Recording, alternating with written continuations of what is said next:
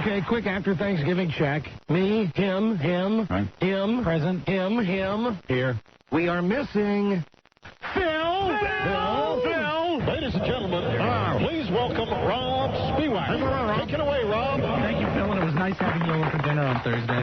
Good afternoon, Mr. and Mrs. Leftovers and all the ships at sea. When the National Zoo needed to kill the panda, they knew who to call. Oh, God. Don Geronimo and Mike O'Mara. Put that baby right out of his misery. A little euthanasia. That's all I did. Think of Chinese kids. Think of youth in Asia. We did it with scotch. And good night. Yeah. And I want to tell you, made a beautiful jacket for my wife. And I'll tell you, the drumsticks weren't bad either. Put it in a nice Neiman Marcus box. You'll never know the difference. We used everything, didn't we? And that's the thing that we used everything like the Indians used to. The eyeballs, Yeah. Fantastic earrings for Buzz's Lady Marsha. It was fantastic. Everybody got to the Rob. Yeah. You're getting a beautiful panda tongue. What is it? A wallet thing that we made? Like not really a wallet, more like a satchel thing we made for you. No, I didn't bring it to the guy that was supposed to do that. I ate the tongue. It's like ham. How many times I tell you? I know it's edible. It is. But we were going to make that into a nice pouch for Robbie. I know, but I saved another pouch for it. We used every bit of that bear. Everything. We did every bit. Well, listen, hello and thank you for listening coast to coast and nationwide. Don and Mike Show coming to you via the auspices of the Westwood One Radio Network, America's #1 syndicator of radio programs. We are coming to you from the crappiest radio station on the face of the earth, radio station WJFK in Washington, D.C. Oh, yeah. We have 5 million Arbitron-rated listeners. We're very happy about that. Ken, Jeremy, Big Daddy Mel, Donald Ephraim, who would represent a monkey, you know that. Here he is to my left and to your right. Very bad breath. Syphilis, atheist, wife swapper. Here he is, and ready to undergo major surgery again very soon. Our friend, the leaky Guy Birdley. Oh, it's news to me. Hi, Don. Hi, Mike. Hi, Buzz. Hi. Hello, Guy, and hello, everybody. Glad you all made it from your family parties alive. It is November... Is it 28? 29. 9. November 29. 29er, and the telephone number, as always, 1-877-365-3636. Hope everybody survived the heaviest shopping day of the year, right? Yeah, I guess the story's about that. My wife attempted to take me out shopping on Friday. Friday? And again on Saturday. Oh, my God. Oh, but wait a minute, hold on. Let me start with some great news. We want to thank all of the good people who listen to this show right here on WJFK FM in Washington, D.C., because we just got our brand new Arbitron ratings. Fantastic. And there simply is no other way to describe it. That's a nice number, isn't it? Number one. Number one, I mean, not just in demo. Right. Back to being number 1, 12 plus. Yeah, we're there. We're there again, thanks to all the good people of Washington, and we are eternally grateful. I know that we talk a lot about how we're number 1 in the demographics that the advertisers like adults 25 to 54. We're number 1 in men 18 plus. We're number 1 in men 35 to 54. Yeah, you guys came through not only with all those demos, but once again, we're number 1 ranked among all radio shows in this market with the highest overall rating. The beauty pageant, as it's called in the ratings business. So we do thank you very much. You would think on the occasion that this show was rated number 1 overall, 12 plus. Sure.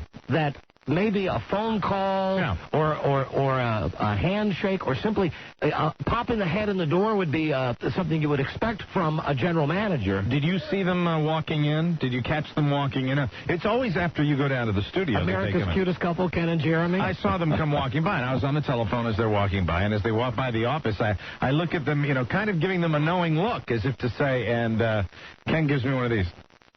Looking down at the floor, puts his hand up in the air and waves, and then just continues to proceed. And Jeremy gives me the look he always gives me, which is a little disturbing, and it's a look that's something along the lines of, yeah, there you are.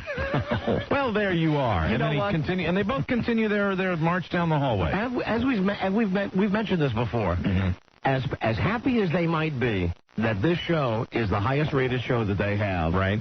In a way, it kills them. You would think they'd be on our side. They'd be happy that our listeners have admitted to the ratings company that they listen to the show and that they've given us the vaunted number 1 overall rating. Yeah. But there's a part of Ken and a part of Jeremy, right, frankly, that resents that. Yeah, because they can't keep us down. You know, it's funny, they seem to think, and I don't know where they get this from, is that having great ratings makes us more difficult to live with. Huh. And I don't think that's true. Not us, Mike. No. Well, it's time to get something from Ken. Good. And in return, we have something for him. Oh, that's right. Something we'd like to give him on this very special day. Hey, Ken? Hey, Don. Don and Mike from your #1 rated Arbitron 12 Plus show. Hey, Mike. Hey, how you doing, Ken? Hey, Congratulations. Thank you. Would there be a chance you could come down here right now? We have a gift. Remember that trophy we told you about? We got something very, very special that we think you're going to cherish probably for the rest of your life. There'd be no better way to kick off the holiday season. Could you please come down right now? No, you know, I found out what that is, and I just think that's totally inappropriate and in poor taste. You must come down and look at it. Ken, No, you I have don't even to- want to see it. Ken, you have to give us the satisfaction. We went to a lot of trouble. I know that. Cost like $3,000. Hey, what would happen if I actually did die after seeing that, like the next day? Oh, well. Party time. It would be after that. It would be a little funnier, but, you know, Ken, Yes. I think seriously, you will change your opinion if you see it. Just come look at it. Ken, you have to give us at least the satisfaction. You got to of look at the looking craftsmanship of this thing. I mean, Ken, we had the CBS eye superimposed above the Holy Cross. Okay, I'm not going to do it for you, but I'll do it for the guy that put all the work in. There you Thank go. you. All right, Would you Ken. please come down now? Thank you. Yes, I will. Beautiful. Thank you. Bye-bye. Shocker. Well, I think he has realized that he is past the halfway mark. And I want to know who ratted us out. Yes, it was on the radio, but I mean, Ken doesn't listen to this show. No, I bet it was his wife or one of his wife's friends. Or somebody that, one of the sales guys. Well, he was at the game yesterday, for goodness sakes. He was, Hey, Ken, did you hear about that tombstone? Nothing makes everybody more uptight. It's only for the people that are just At the tuning in. Redskins game than seeing Ken Stevens there. I don't think we've actually come out and said it. For those that are just tuning in that might not have heard this, we got Ken his own headstone. But it's beautiful. Hey, Robbie, I need some generic Christmas music to make this moment complete. Where is it? It's hidden in the back of the studio. Okay. Black granite with the spooky Gothic writing. It's beautiful. It is truly It's a work of art. A thing of beauty. Hey, can you have the guys wheel it over right over here and Can we? Hey, here. I've got a shirt. drape a jacket or a shirt over Here, it? Rob, throw this on top of it. Just put it in that chair, Robbie. Can you get some guys to lift it up and just put it in that chair? If it holds it, if it doesn't break the chair. It is so heavy. It is heavy, man. There's a It is very CBS heavy. over the cross, and it has his born year, 1951. And then it says dead question mark. Now, let's see who gets the hernia first, Mikey Rocket or Rob Spiewak. Well, Rob is not used to doing any manual labor at all. Did it fall over, Mike? He caught it. Boy, your incredible cat-like reflexes. Rockhead caught it. Not only is he strong as bull, right. also the most handsome member of the cast. Sure. With that faded, weather-beaten Yankee hat holding his brains in. Michael Rockhead. All right. And Rockhead seems to be doing the bulk of it. This is like watching the Three Stooges, that episode where they were trying to carry the ice up the stairs where they have those big ice pick things. Yeah, I want to make sure that they get it set up before Ken walks in. Like I would give a hand, but of course I understand.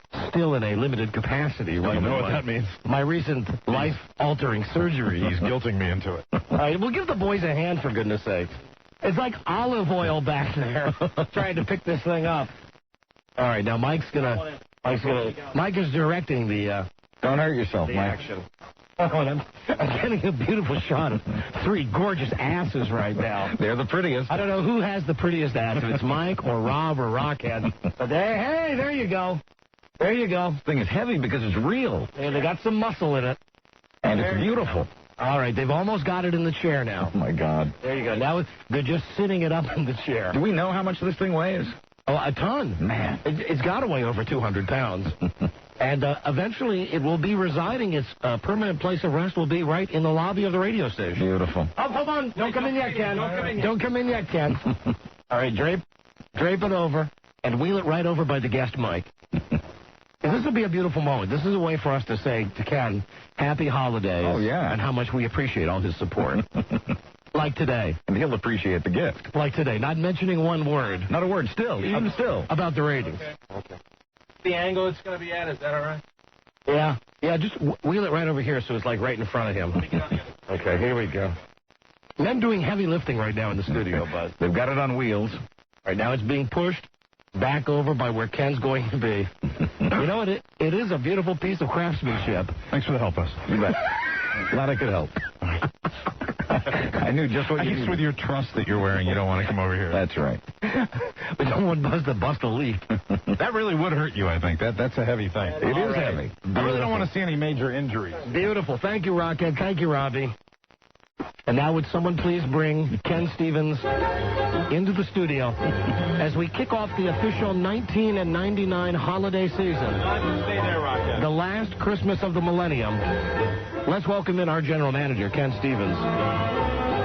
Ken, come on in. Ken, as we said before, this a lot of let me do it. All right, Don, whenever you're ready. A lot of love went into this gift.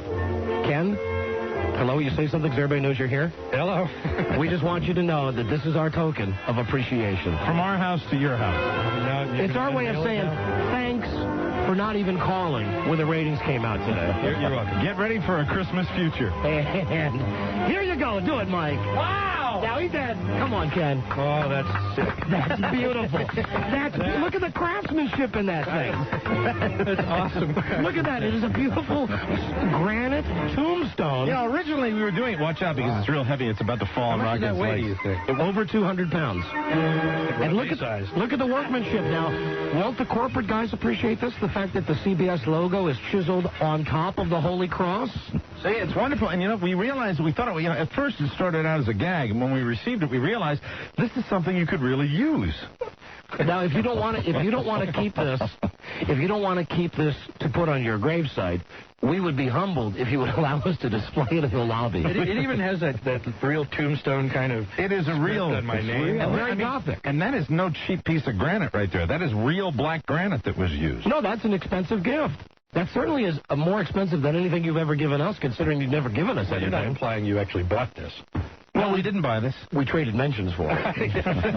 We did the good old CBS way. That truly is one of the sickest things you've ever done.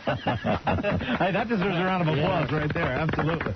Happy holidays, Ken. The CBS eye on the cross is especially tell me something. Would you rather have had it? So we had a couple of options. It could be. But think this chair is about to fall over. That thing's so heavy. Yeah, it is very heavy. We could Rocket. I'm all right. We had a couple of options. Do you like the way that it says born, then colon in 1951, then died with a question mark? Yeah, that's so they can just sort of, that question mark I see could become a 9 very easily. Yeah, absolutely. You'll notice where it was put. Yeah, right under there. So you can put a 1, a 9, and a... I didn't notice that until right now. They just put a 1 and a 9. That's a limited time offer. You only have 30. You only have 32 more days. Did you see who walked down here with me? No, I didn't know. Oh, Alan Linewein. Oh, he liked that. Well, he's waiting for you to die. You know that, right? Absolutely. Hey, listen, as a matter of fact, if any members of the staff would like to come in and view this right now would be the perfect time. I think that'd be wonderful if we could get everybody to come in here. Frankly, we don't have a lot of station spirit. And this will do it, though. We generally don't do Christmas. Don't you remember that Ken is the man that 3 years ago put out a memo saying don't put up Christmas decorations in the radio station? Absolutely, and I think this is a fitting way to just kick off the real Christmas season right now. I hope you can at least appreciate the craftsmanship. That we didn't. I appreciate the craftsmanship. We didn't get you a piece of crap for your tombstone. Now, besides the lobby, Ken, is there any other place that you would want to display this that might be, like the hallway or... How about right outside the door to your office? How about in your office? In our office? Well, now, that would be fine with us. That'd be great. Frankly, behind your desk? We'd like to share this with everybody. Yeah, see, I'd like it to be somewhere where everybody could see, because so much work went into it. Right. Do you want to page everybody to come down here to see the handiwork? I'm leaving. This is really something that everybody ought to share. Star 8. It's a good way for everybody. Keep a list of attention. They like this. Attention, employees. Ken will be watching who laughs the hardest. Would all employees please come to the studio now to officially watch the unveiling of Ken's Christmas gift? Oh, Ken has just left. He just walked out. I think he was disturbed by it, which to me, I think means he's a round of pissed. applause. Yeah. No, he's pissed. He's really pissed. He's trying to play it off like he's being a good sport and everything, but I think we genuinely hit a nerve. Yeah, we did, which means our job is done. Yes. Now we're waiting for everybody to pop in. And but see, now there's the intimidation factor. Because who will have the balls to come in and look at Ken's tombstone? They are influenced by him being in the building. I mean, when he is away, it's just like, whoa, okay, yeah, what time you cut now? About 2. Nobody's coming in. Nobody's coming in at all to look at it. There is such a total atmosphere of fear in this building. There's 100 people working in this building right now. Right. And none of them, except for us, are coming in here to look at this. Do you think that page went through, Ron? I mean, I'm surprised that I would think that right? certain individuals, you know. Buzzy, what's this? Is it star 8? I believe so. Have they changed that recently? Because I asked that. That's always been the page number. Attention. Attention. Doesn't anybody in this building want to see Ken's tombstone? Happy holidays. Please come to the studio to see the tombstone of Ken Stevens on display in the main studio now. What do you want on your tombstone? Pepperoni with cheese. Ken's gone. And nobody, are they hearing this? Is there anybody in the building? Ron, why don't you just bellow and invite everybody down there? Hey, everybody, don't be afraid. Ken's not even in here anymore. Don't be afraid. Come look at the tombstone. I'd like to see at least one other person share. This is a joyful day. This is not the holiday spirit. Rob, you want to fetch him? I'm not feeling Christmassy right now. I got to be honest. Are your legs sore, Rockhead? Where's Tim with McWilliams when you need him? Yeah, I agree. I would think he'd be first. Sure. Hold on. Here is the hotline. Hello? Hello. Hello? Yeah, this is John Pop. Hey. John, how you doing, buddy? Hi, Johnny. I'm out on the road now. I just want to let you know I did get a chance to see that wonderful piece of granite the other day. It's a beautiful thing. Well, thank you. John, here in spirit. Yes. If not in person. Thank you. And I know if Gordon was still in the building, He'd want to see it. he'd run downstairs. He'd love seeing it. Here comes David Hainline. Thank you, Johnny. Bye-bye. All right, here we finally shamed some other employees. Here's David Hainline and Brad. Well, come take a look. Very good. Brad, let's go on the record. What do you think of this? Looks good. It's good. Listen, petrified these guys are. Wearing the uniform, all of them wearing the white button-down shirt with the festive tie, with the white and gold tie. Now more people coming in to see. Erica, hey Erica, step up. Let me see what a lady thinks of this. Step right over there. Take a look at Ken's tombstone. Tell me what you think of that. Did that put you in the holiday mood? Yes, it does. The question mark is especially there you go. Nice. Thank you. There's a woman who appreciates fine craftsmanship. There's a woman obviously not a regular salaried employee. Absolutely. Not receiving benefits from the company. Yeah, now everybody's tentatively, fearfully creeping into the studio here. Coming. Here's the tan guy. Is the tan guy. That's all he's known as. The tan guy, what do you think of the tombstone? Very interesting. Very interesting. Carl, what do you think? Carl, step up. Give me an honest... Carl, step up, please. Give me an honest opinion. It's kind of scary because I had the same date of birth, 1951. Oh, you did? Oh, hey, yeah. Carl. Smooth, Carl. Smooth. That's Michelle, very good. Yeah. Michelle, step up. Good answer. Well, come on. Give me an honest read. Do you like that gift? Yeah, that's great. There is an atmosphere of fear that's palpable. I love it.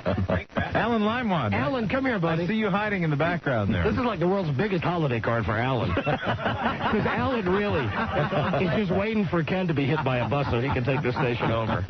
What do you think? Now, can you appreciate the workmanship in this? It's gorgeous. Gorgeous. It is gorgeous. Fantastic. This is CBSI. Yeah. Of course, I don't wish this upon anybody. Right. Oh, right. Beautiful stone. Sure. It's a very beautiful stone. Glad you can appreciate the workmanship in that. Absolutely. Where do you think that should be displayed, Alan? Being as you're the number 2 guy in command around here. So long, victims. Do you think this should be displayed in the lobby? Maybe the top of the building. Top of the building. Top of the building, yeah. Top of the building. Yeah. No. That's a dumb answer, Alan. I'm just glad to see so many salespeopeople ran in here in the middle of the day. I mean, you know. We had to practically pull them by the hair to get them in. Now they're terrorized. They're just fearful. Yeah, there's a palpable atmosphere of fear in this building. I don't know why. Everybody knows that eventually we're all going to die. That is true. That couldn't be a more natural act. The great circle of life. It's a very good way of putting it. Eventually Ken will be sleeping. Pleasant, tranquil sleep of the dead.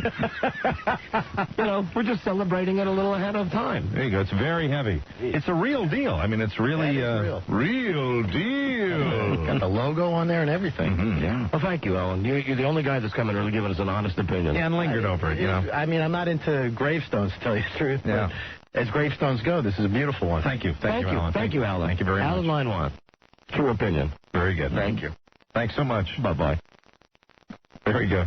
You know, I think that we're the only show at this facility that constantly makes efforts to erect memorials to the leaders of this company. We're just promoting harmony among the staff, and look at it's like pulling goddamn teeth to get people in here to look at Ken's tombstone. We care. We care enough to memorialize individuals. If we take one thing away from this, I think we need to remember how fun Alan is. Wasn't that fun? That was a big deal of fun. Great fun. I got to call Ken back. Followed closely by Brad. Brad is petrified. Hello. Hi, it's us again. You're not really upset, are you? No. Now, come on. What does it feel like? Seriously, what is the emotion? I know that I can't attest because it's not my name on there. What does it feel like to look at your own headstone? Would it have made you? It's pretty weird. Would it have made you? It's not good weird. It's not good weird. You know, there's just nothing really good about that. Would it have made you feel worse if we had used your full name, Kenneth C. Stevens, or whatever your middle name is? That might have been a little better. That would have been more impersonal, possibly. Oh, okay. Well, then we did it the right way. Right. All right, very good. Well, So seriously, Yeah. how would you feel about that being in the lobby? I just don't think that's right. I think it'd be good But for I wouldn't want you to think I'm taking it personally. I think it's good for station morale. I think, oh, yeah. A tombstone in the lobby is good. Oh, you mean because it has my name on it? Yes. And it would certainly, even if it was only up temporarily, it would certainly be a good conversation piece. Just through the holidays. It's your building, Ken. It's your office.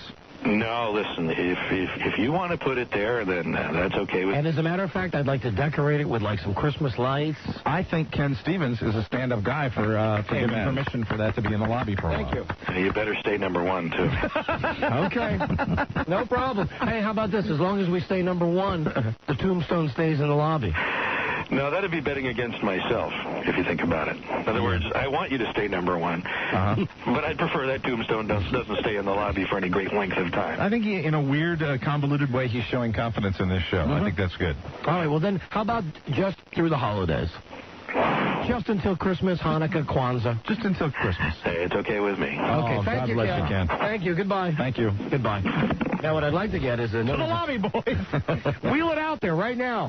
You know, I'd like to get to go on one corner of it is like a Santa hat. Hang just at a jaunty angle on one side of it. Absolutely. I think it's a terrific idea. And we've got to get some holly and tape a candy cane to it. Yes. And we got to get the little itsy-bitsy tiny Christmas lights. That's right. To decorate all around it. Make it like a shrine. I think it is a shrine. It's a tribute. Beautiful.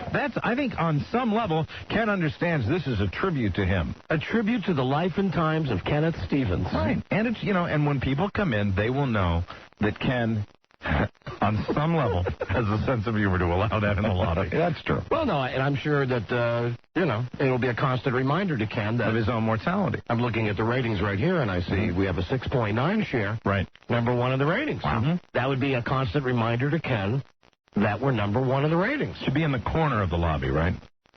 Yeah. Or do you want to put it right in front of the receptionist stand? No, it should be. It should be like in the corner. It should be strategically in the corner, maybe over where the radio is.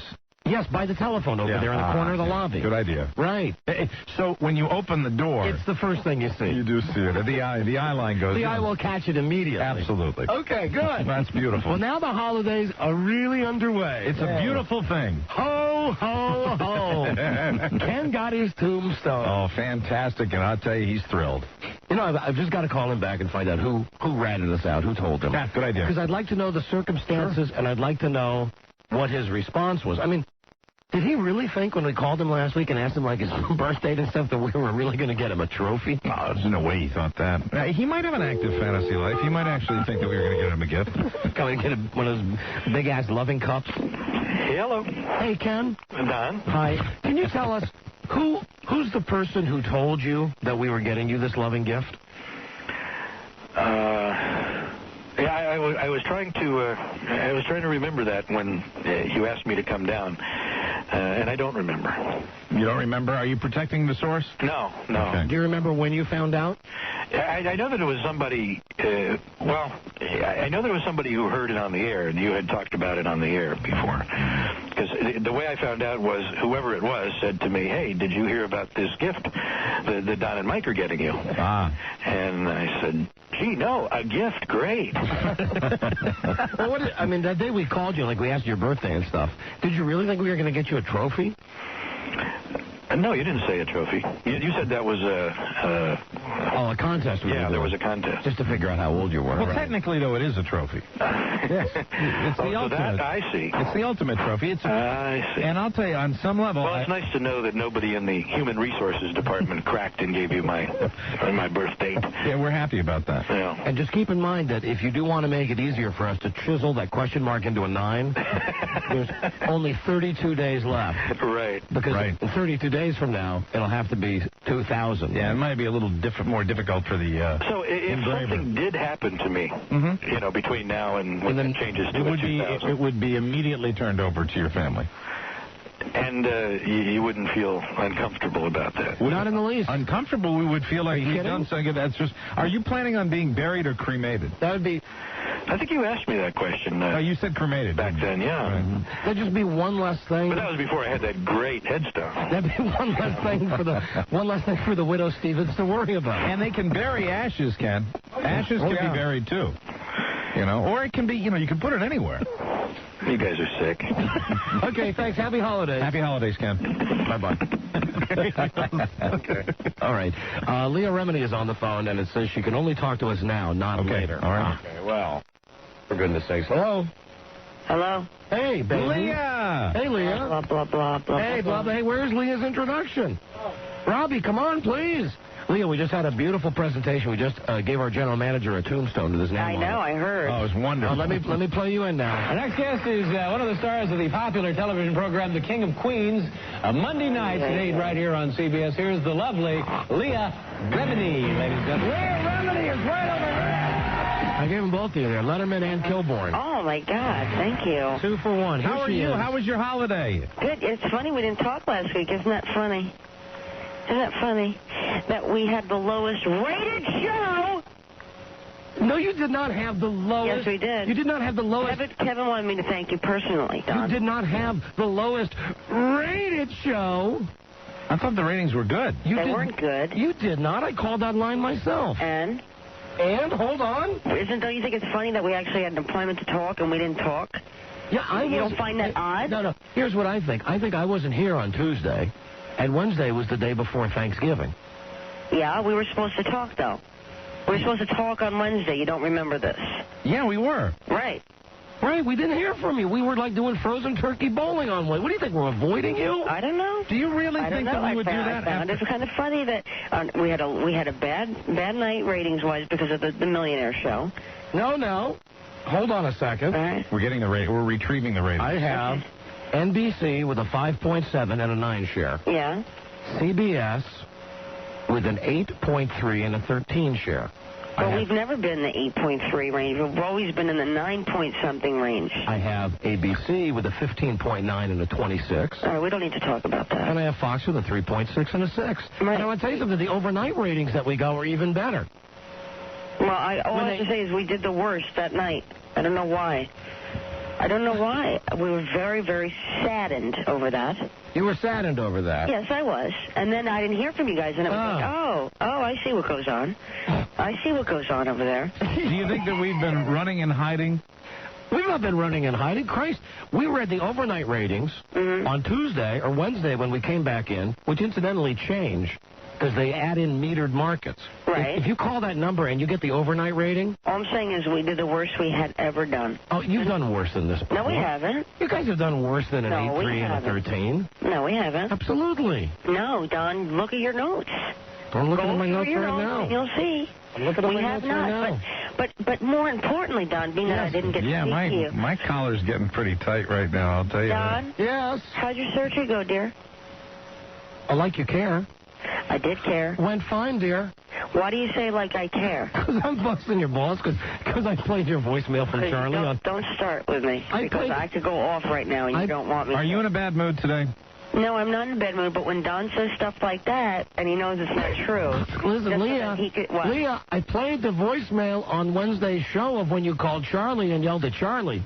We did? Yes. So that was going in because we knew how much you cared about that and how upset you were that you didn't get the phone number. Yes, Christ, how shallow do you think I am? Oh, Come on. Okay. Please.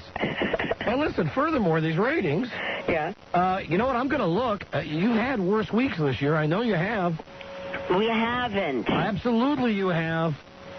Okay, fine that I want to hear the proof, but we don't have to talk about that. All right, hold on. It must have been the disc jockeys that brought the ratings down. Hold on. That's not Mike. I'm nothing if I'm not organized. Mike, Give me when just did I half a say second. that? Give me half a I second. said it. Do you feel that I'm insinuating that? Okay. Mike? What? Do you feel that I'm insinuating that? Week 5. Yeah. Week 5, you had a 7.6 and an 11 rating. All right, that's one. All right, so 2 weeks. These are the 2 weeks that we had our worst. I don't blame you. I blame but the point the is, Millionaire Show. The point is, it was not the worst ratings week that you've ever had. All right, it was the second. It was the second. It was not the second. Well, maybe it was the second this year. Mm-hmm. But for goodness sakes, look how much better you did compared to that piece of crap show on After You. We have an 8.3 and a 13. The show on After You goes to a 6.6 and a 10 share. And look at it this way. Now you have no obligation to have us back. Right. It has nothing to do with you guys. What are you saying? Well, what are you saying? What are you saying? Am I speaking English over here, people? Did I not say 100 times the Millionaire Show, the Millionaire Show? Do you know how disappointed we are? Do you have any idea how bummed out we are? Nothing. No, you're toying with me. No, we're not. No, we're not. I mean, you're toying with me, Mike. I seriously thought that there was a chance that we were going to come in here after that show and it was going to have the highest ratings it ever had, because I really thought that, we could deliver those numbers. The Regis is a juggernaut, and frankly, Leo, we looked at the ratings. We got the overnight ratings, which were even better than, they were. I guess when you get them 2 days later, they water them down when they add all the other crap to it. Right. Frankly, even with that, with an 8.3 and a 13 share against the Millionaire Show. I thought it was like a 15 share when we called it. It was when we called it on Monday or Tuesday when I was at home in the hospital. But then they change it. They change it. Yeah. Could somebody explain to me what the big deal about that show is? Could somebody please explain it? I feel the exact same way, because I'll be honest with you, and I'm not saying this because we were, on that show that was up against it, but I will tell you right now, it does not make sense. It does not make sense. Do you guys watch it? Be honest. After my show, do you guys watch it? We had watched it before, but I said a week before that I had burned on the Millionaire Show. You burned on it. Yeah. You've seen what you can say. Do you think that the thing about it is that people go, that could be me? Mm-hmm. Like I could answer the questions? Listen, do you realize that at 8:30, last Monday night at 8:30, the Millionaire Show increased to a 17.9 and a 32 share? Wow. Do you realize that? Wow. That if you guys didn't have us as your buffer, look at they would have really been eating you up. Oh, I know. I think because of you guys, we didn't sink down to a 6. And as it is, look at this. You're still second in the time slot. And did you guys notice the fine acting on Mike? When Larry Romano gets up and he starts doing his motion, Mike was kind of like, hey, what's going on over there? Yeah, Did you notice your reaction there? I thought it was genius, frankly. Did you see that, Don?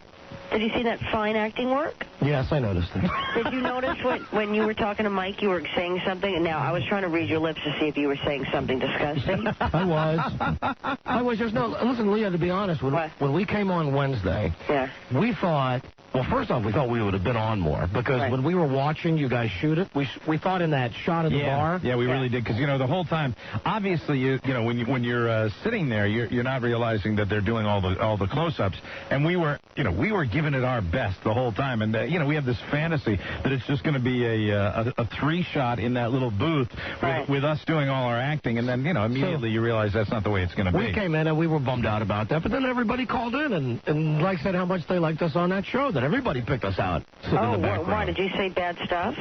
No, we thought. Did we say anything bad? I think I might have said something. What did you say, Mike? I think I said, we got gypped out of our camera time. Oh, you did? Yeah, because, I was really having this fantasy, through no fault of anybody's. It was just, that's the way it works. But I'm glad you said that. I'm just being honest. No, that's good. I was disappointed. I'm glad you said that. I was disappointed. I was disappointed. I was. I'm sorry. Why did Larry have to sit forward at that one moment? Why? I know. Why did he have to sit forward? Like, they're going to die. I was sitting there watching, going, Angela, they're going to kill me. They're going to kill me. No, we're not going to kill you. We're very happy for any exposure. I'll tell you right now. Yeah, right. That's the truth. And to be honest, the experience was so much fun. I don't think we've ever had that much fun doing anything of that kind. It was a blast, and we wouldn't trade it for the world. It was fantastic. Right. And it's because of you guys, we're eternally grateful for that. because you were treated well. We were treated beyond well. Are you kidding? You got us friggin' massages. Well, I don't think we could have we could not have had a better experience and out there. And a gift basket. That's right. And I wish to God we'd gotten a 20 share. That's okay. Who knows what we would have had you guys not been plugging the show. That's right. Exactly. We would have been really down there. Right. I feel like I've gone through therapy just now. We could feel like we've come full circle. Mike, you got to say what you wanted to say. Listen, I know you don't like talking bad about other people, but Jesus Christ, you could be on that show, Ladies Man. Wow. That show just does not have a chance. I can't speak badly about it. I know you can't, so I will for you. Go ahead. You should hold your head high. You say, look, CBS, look at this. Will you put us on against the goddamn buzzsaw of all buzzsaws? That's right. A show that gets Super Bowl caliber ratings, and yet here we are holding our heads up high. I'll tell you, I thought it was a funny damn show, too. The show that you guys were in? Yeah, I thought it was hysterical. I really did. And I don't know how you feel about it. It's hard. Well, it's easier because you're delivering the lines and stuff. Do you get a sense for when it's going to be really funny or not as funny? Because, I didn't get a sense seeing that whole process as to how funny the show was going to be. And then when I watched it, I thought it was I thought fantastic. Leah told us that she thought the show wasn't funny, but then the audience laughed, and then the audience made it funny. Right. I always think, and I'm a really, really bad judge at things, you should see the shows that I wanted to do as opposed to this show. When I initially got the script for this show, I didn't want to do it, but I wanted to do another show for NBC. And I'm just the worst. So, it's like I go, oh, this is not funny, and then the audience is hysterical laughing, or specific jokes that I go, that's never going to work. I get actual calls about that line, how funny it was. So I don't know anything about comedy. Nothing. Do you That's know what I've learned in this business. I know nothing about comedy. I'm going to shut up, I'm going to say the lines, and I'm going to do it. Do you know last Monday night, when your show got an 8.3 and a 13, do you know on the same night that Everybody Loves Raymond got a 10.9 and a 15? Yeah. Now, there's not too much difference between an 8.3 and a 13 and a 10.9 and a 15. That's right. And old Ray Romano wasn't on against the buzzsaw. So that's the juggernaut there. And no, but he is up against Ally McBeal. Oh, please. That show is not a phenomenon like the Regis show is. Are you kidding me? People love Ally McBeal. What are their ratings? There's only one thing that if we could have done it differently that might have made for, it was a great showing against the Regis buzzsaw, but there's only one thing that might have, kicked it up a point or two. Speaking part. Well, that'll be taken care of, hopefully, in March. Wow. And listen, I remember a certain little phone call. We don't care what we do. No, we don't care what we do. We and I don't. Said, are you just saying that? Are you just saying that? You guys go, no. We're just happy to be there. We don't care. We're in the background. We're delighted. Deep We're down. happy. Deep We're down, happy. feels like he should have said something. We're happy. We're happy, goddammit. Everybody watch that show. I see now. I see it very clearly. Usually Don, because you're the mouthy one, right? Yes. Everybody's like, oh, Don, he's really a troublemaker. But it's Mike. Okay, do I want a speaking part? But it's Mike. Yes, it is me. It's me, I admit it. I want a speaking part. I want a whole show designed around the disc jockeys with lots of talk all the time. That's what I want. Yes, it's got to be the Jerry calls and wins a radio contest. I want to get out of this studio that smells like feces 5 days a week. And then you have to come down and pick up the prize, and you come into our studio. We give you the ba-ba-ba-boom treatment. Boy, do we want that. Yeah. Now, who's the man to speak to about that? Well, now, your hold on. friend Kevin. All right, now, wait. Last time we had you on the show, I said, Kevin's your boss, right? Right. No, you go, no. You got all pissed off. You said, no. First of all, I didn't get pissed off. Yes, you did. What I mean is, he's not my boss. Like, I have to go and approve things. Kevin is a producer, a writing producer on this show. Okay. All right, you see the difference? All right, well, then tell me something. Does Kevin have your same narrow-minded attitude about this rating last week? He's pretty disappointed. He came in today going, well, we'll all work again. Don't worry. I go, Kevin, don't say that. Don't say that stuff. Well, they're talking about putting the Millionaire Show on, as a regular thing, Monday nights at 8 o'clock. So it was nice knowing you guys and, doing that whole number. Now, is that the way he is normally, or is this... Yes. All right, so now you just take that with a grain of salt. Both Kevin and Leah have that, that but we have the pessimistic same attitude. We do. It's a Hollywood survival mechanism. That's why you guys need us back out. out there to lift I know, your we spirits. do. We do. We need To lift your spirits. Lift your spirits. Wow. Treat you like the stars you are. That's right. Exactly. You guys have been so supportive of us, and then we get in our funk, and we don't know. We sit here going, well, maybe it was, maybe we're done, maybe our No, audience. the show is goddamn funny. I mean, you have to look at that Regis show and realize it is a phenomenon. How many weeks this year have you won your time slot? Like every week, except last week. And that's what the suits look at, right? I hope so. Sure. Or else I'm screwed. I mean, but really, I mean, look at I don't think at this point, I told Kevin, I've been such an ass to people now that I used to work for that no one would hire me back. I mean, I don't think anybody would hire me at this point. Oh, that's so not true. Come on now, tell the truth. No, we see the way you treat I'm on record people. of saying certain things or certain people I don't want to work with. Listen, I will just cut to the chase here. She's so nice to people. There is not a chance that your show will not be brought back next year. Right. Not a chance. It's a winner. It's a 100% lock that King of Queens is coming back for its third season next year. Without question. Right. Okay. Without question. It's a steady winner. That's it. I mean, that's what they want. The Regis show is a phenomenon. It is. Nobody expected that. Nobody saw that coming. Your show is a steady winner. Okay.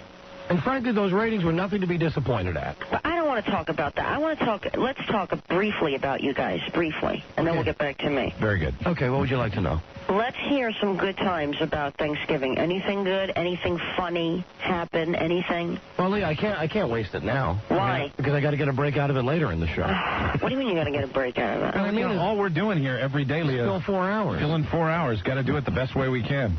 But can I talk to you about something other than my show? Well, how about your Thanksgiving? How was your holiday? How was Angelo? All right, if we must talk Did you about cook? Did you cook a turkey? I did not cook. Where did you go? Up. Where did you go? I warmed up. Really warmed? You bought some like carry out and warmed it up? Yeah. Where did you got a turkey already cooked. Good. Now, here's the deal. You know, they say it's already cooked. Meanwhile, you got to heat it up for 4 hours. Does that make any sense to you? Does that make any sense to you? Who'd you get it from? You still got to wait 4 hours. Did you get it from a grocery store? Or from My mom did. Oh, your mom did? Yeah, she got the mashed potatoes, everything. Did your mom come over with Gene Wilder? She came over with Gene Wilder. Good. And my little sister. Mm-hmm. Your sister's sweet. She's adorable, right? She's a wonderful kid. Yeah, Leah's sister looks like Britney Spears. She does not. Yes, she does. I guess she does. That's a good thing, Leo. All right, so she looks like... All right, fine. So Shanna came over. Where'd you have it? At your Hollywood Hills home? At my Hollywood Hills home. And the whole time I was cleaning. And that was it. I mean, literally at 8 and 10 minutes, I complained about the food. Complained that it wasn't hot. And everybody was saying, put gravy on it. That's what you do. Even if we made it homemade, it would be cold. You know? Were there any major embarrassing family moments or any major altercations at the table? Well, after we said grace, and we, everybody did their cross on men, right? Would you do your goofy Scientology thing? No. We did a Catholic thing. Okay. And he's such an idiot. And I just got to glide over that like he didn't say something crappy. Okay, and then I throw my fork down and I go, this is effing cold. You know? With 12 people sitting at the table. That's always good right after grace. Exactly. I go, this is effing cold. Well, she's a Scientologist. She can do that. Stop it. No, if it was a real Scientologist Thanksgiving, the turkey would have cooked itself. Exactly. There you go. Rob, shut up. It's so funny how Rob, oh, thank you so much for letting my wife come. That was so sweet. He's the first. To see how red his face is right now, Leah. That is too funny. Let's see what happens when his wife comes next time. Yeah, she has you to thank, buddy boy. Let's see. But listen, we all know that she's not coming again because Rob has a very troubled, crumbling marriage, Leah. That's right. What are you talking about? I'm telling you that Rob is one inch away from the big D. His wife is. If he was a Scientologist, he wouldn't be doing that. I'll tell you, his wife is constantly flying off to France. That's right. And this very Thanksgiving, she attacked me with the electric carving knife. Now, if she was a Scientologist, that wouldn't happen. Really? That's all I'm saying. I would love, seriously, the next time we go out to California, I would love to have a Scientology discussion with you. I'd love to. I really Take me to the meeting. I'd love to meet all those other kooks like Tom Cruise. There's no meetings. There's no meetings. Don't you have to put on robes and stuff? Yeah, because that's what you think of me, that I'm such an idiot that I would be involved in something where I put on a robe, where I go into a place where I put on a robe and do some freaky stuff. No robes. Just maybe a futuristic outfit. Yes, that's what you think of me, Mike, that I would walk into a place and then futuristic type robe. L. Ron Hubbard comes out. He's dead. I got some news for you. That's what I mean. I got some Scientology news for you. What is it? But only for you and your listeners. Yes. Ellen Hubbard is not alive. Okay, but I'm saying I know that, but still. The man passed away. It is a sham because... And that's only for you guys to know. When you go to the meetings, like all of a sudden this... We don't believe he's still alive. No, this big TV screen drops, and all of a sudden you get like a snowy picture and goes, hey, everybody, it's me, Elrod, put on your crazy hats. No. It's like a water buffalo meeting. The man has gone down. I think we've all accepted that. Okay. Okay? Is it? Do they wear the hats like the grandfather wore and Peggy Sue got married? We don't wear hats. We don't wear hats, people. Do you have a secret handshake? We don't have a secret handshake. Okay. How much of your salary do you have to give? What? How much of your salary do you have to give? We don't give our salary away, people. We don't do it. We don't do it. My mother handles my money. You think she'd let the money get out of her hands? Were you into Scientology before you became a TV star? Yeah. My mother was a Scientologist when I was 8. Oh, really? Oh, okay. Yeah. All right. Well, then maybe you're off the hook. Yeah, you come by it honestly. What? You come by it honestly. Yes, I come by it honestly, Mike. You're mad at... Are you mad at me? Not at all. I think she's mad at everybody today. I don't know. Wait a minute. How am I mad at everybody today? Well, all you've been is attacking today. That's all you've been doing. When have I attacked anybody? I just feel like I'm walking on eggshells. Other than in retaliation. In retaliation? From being attacked by the three of you. No.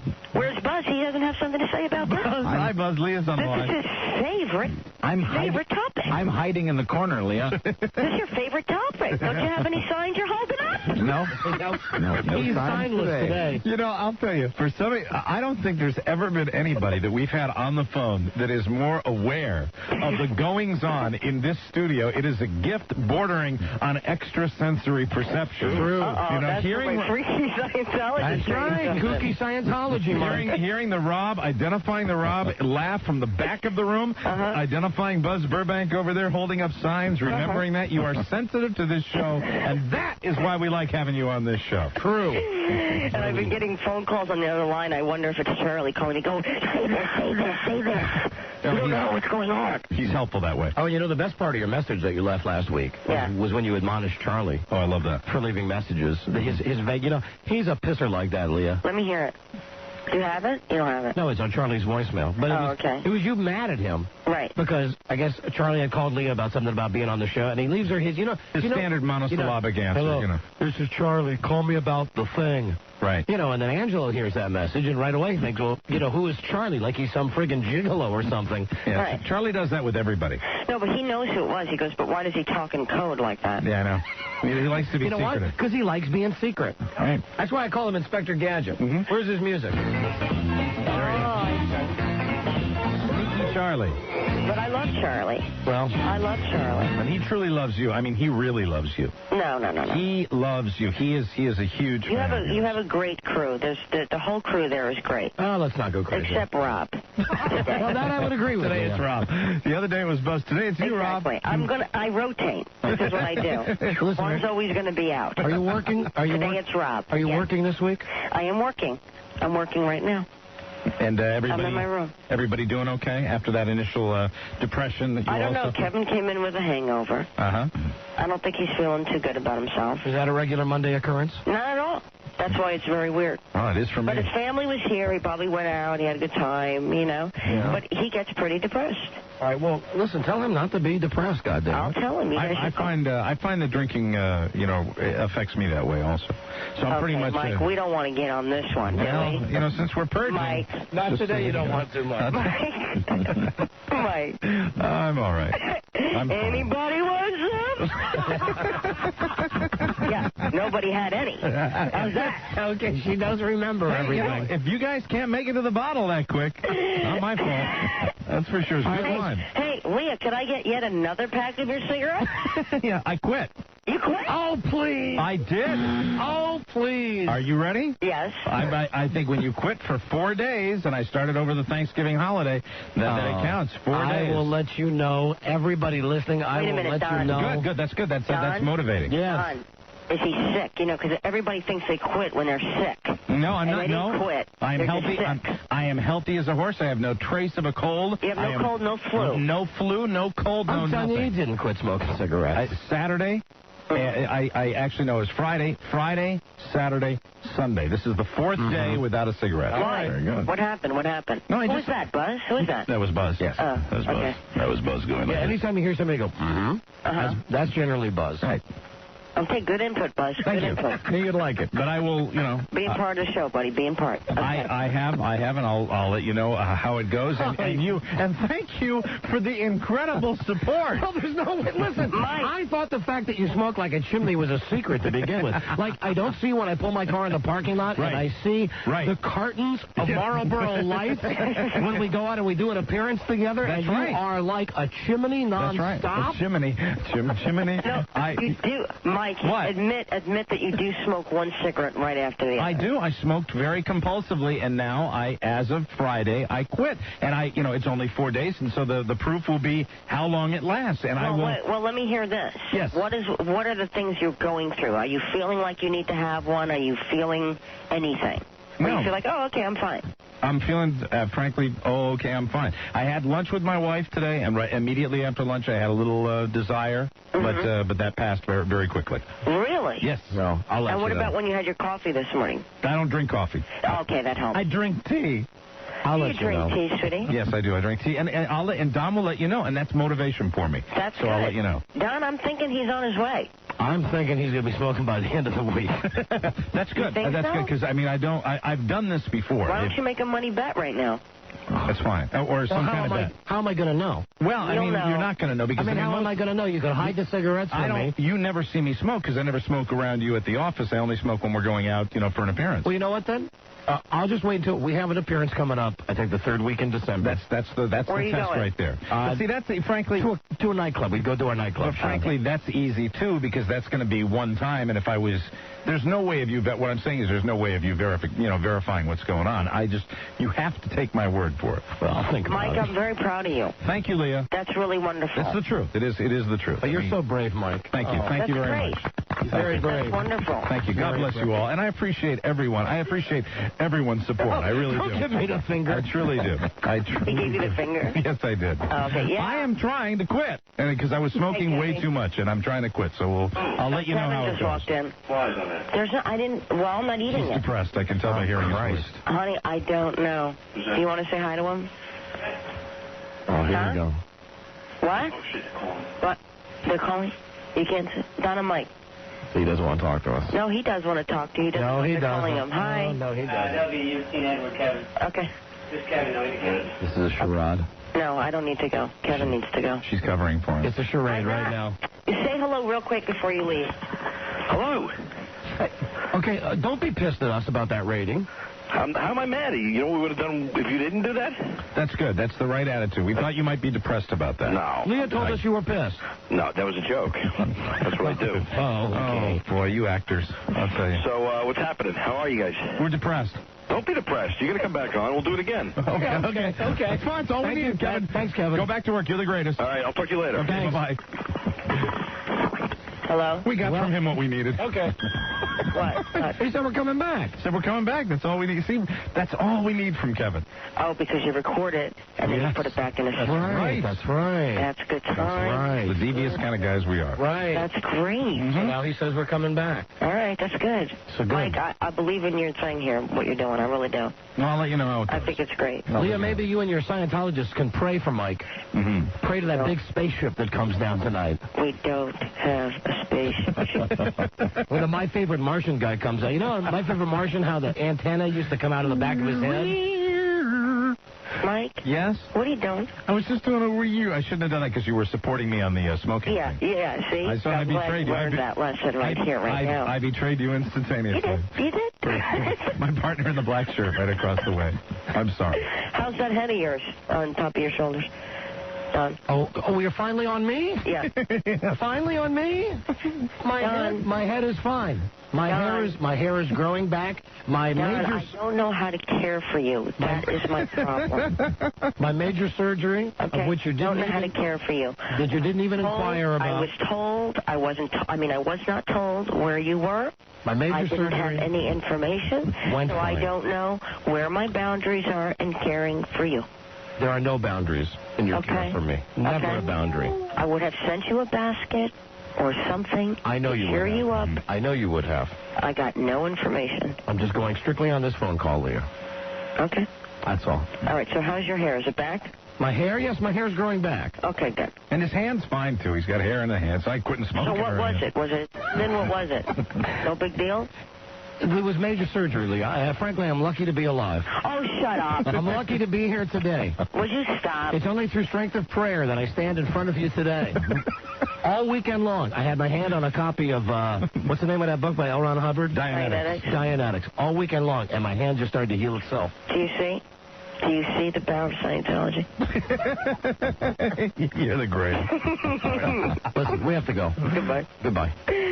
Don't just hang up like that. I don't like that. Well, Leo, we have to play commercials. Well, that's it. Love you. We love you. Oh, come on. We love you. You are the greatest, and we will talk again in the near future. We love you. We will urge everyone to watch the show tonight. You will get a huge rating tonight at 8 o'clock on CBS, King of Queens. God bless you, Leah Remini. Thank you, guys. Love you long time. Bye. Love you long time. Love you long time. Bye. Bye. There she goes. What? That's Leah. Why? Hang up. Oh, no, you hang up. Not this game. We win this game all the time. Hang up. I'm not going to hang up. No, you hang up first. No, because I do this with my grandmother, and I never have the heart to hang up first. You hang up first. I'm not doing it. You know, listen. Put it this way. If you guys don't hang up, it's your thing. I'm not doing it. Leah, at this point, we are already so late on commercials. I'm sorry. I'm not going to hang up. This might work. This might work. Leah, if you don't hang up, we're going to lose our jobs. She won't hang up. Okay, good. I'm going to stay on. Listen, here was my point. We've been on the air an hour and 10 minutes. We played no commercials because we spent the first half. Because you decided to do a little kiss ass with the manager. Talking about giving Ken kiss ass. We gave him a tombstone, for God's sake. He was not happy about that. No, but you guys were like, did you like it? Did you like it? But my point now is, at this point, we're screwed with the commercials anyway. So hang up. So no. So what I'm saying Hang up. Leah, it's like once you dive in, we're in the deep end now. We do not quit at this game. Well, then let's keep talking, buddy. No, you hang up first. I'm not going to hang up on you. We have the hold button. That's the benefit. That's the great compromise. So do it. Put me on hold and let Charlie pick up the phone. But then technically we win. No, technically you lost because you put me on hold, which is kind of like hanging up on me. Okay, listen, no problem, baby. Listen, I don't know what kind of women you're used to dealing with. I'm not hanging up, damn it. Well, I'm not hanging up either. I don't care. You know what? I'll just move on to some show business here. Go ahead, do it. If you don't mind, I don't mean show business like your secret sound. Go ahead. I'd like to hear the new secret. Okay. Yes, please. Yeah, here you go, Leah. All right. This is our new secret sound for $500. Here you go. Name this sound. Name this sound, Leah, and I will hang up and admit you've won this contest. Name this sound. What is that sound? That is the biting of an apple. That is absolutely wrong. Oh, that means we're going to keep you on. That's the biting of an apple.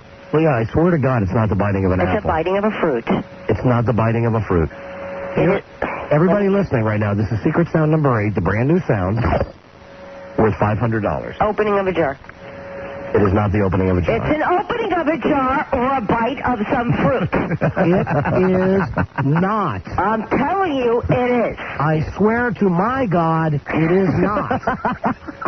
Okay? I swear it is not either of the above. Oh, man, I need a cigarette. Come on, please hang up. Why can't you guys hang up? Please, we have to take a different tactic. It's not going to. This challenge will not work. Please hang up. Have Rob do it. Rob doesn't seem to be nice today.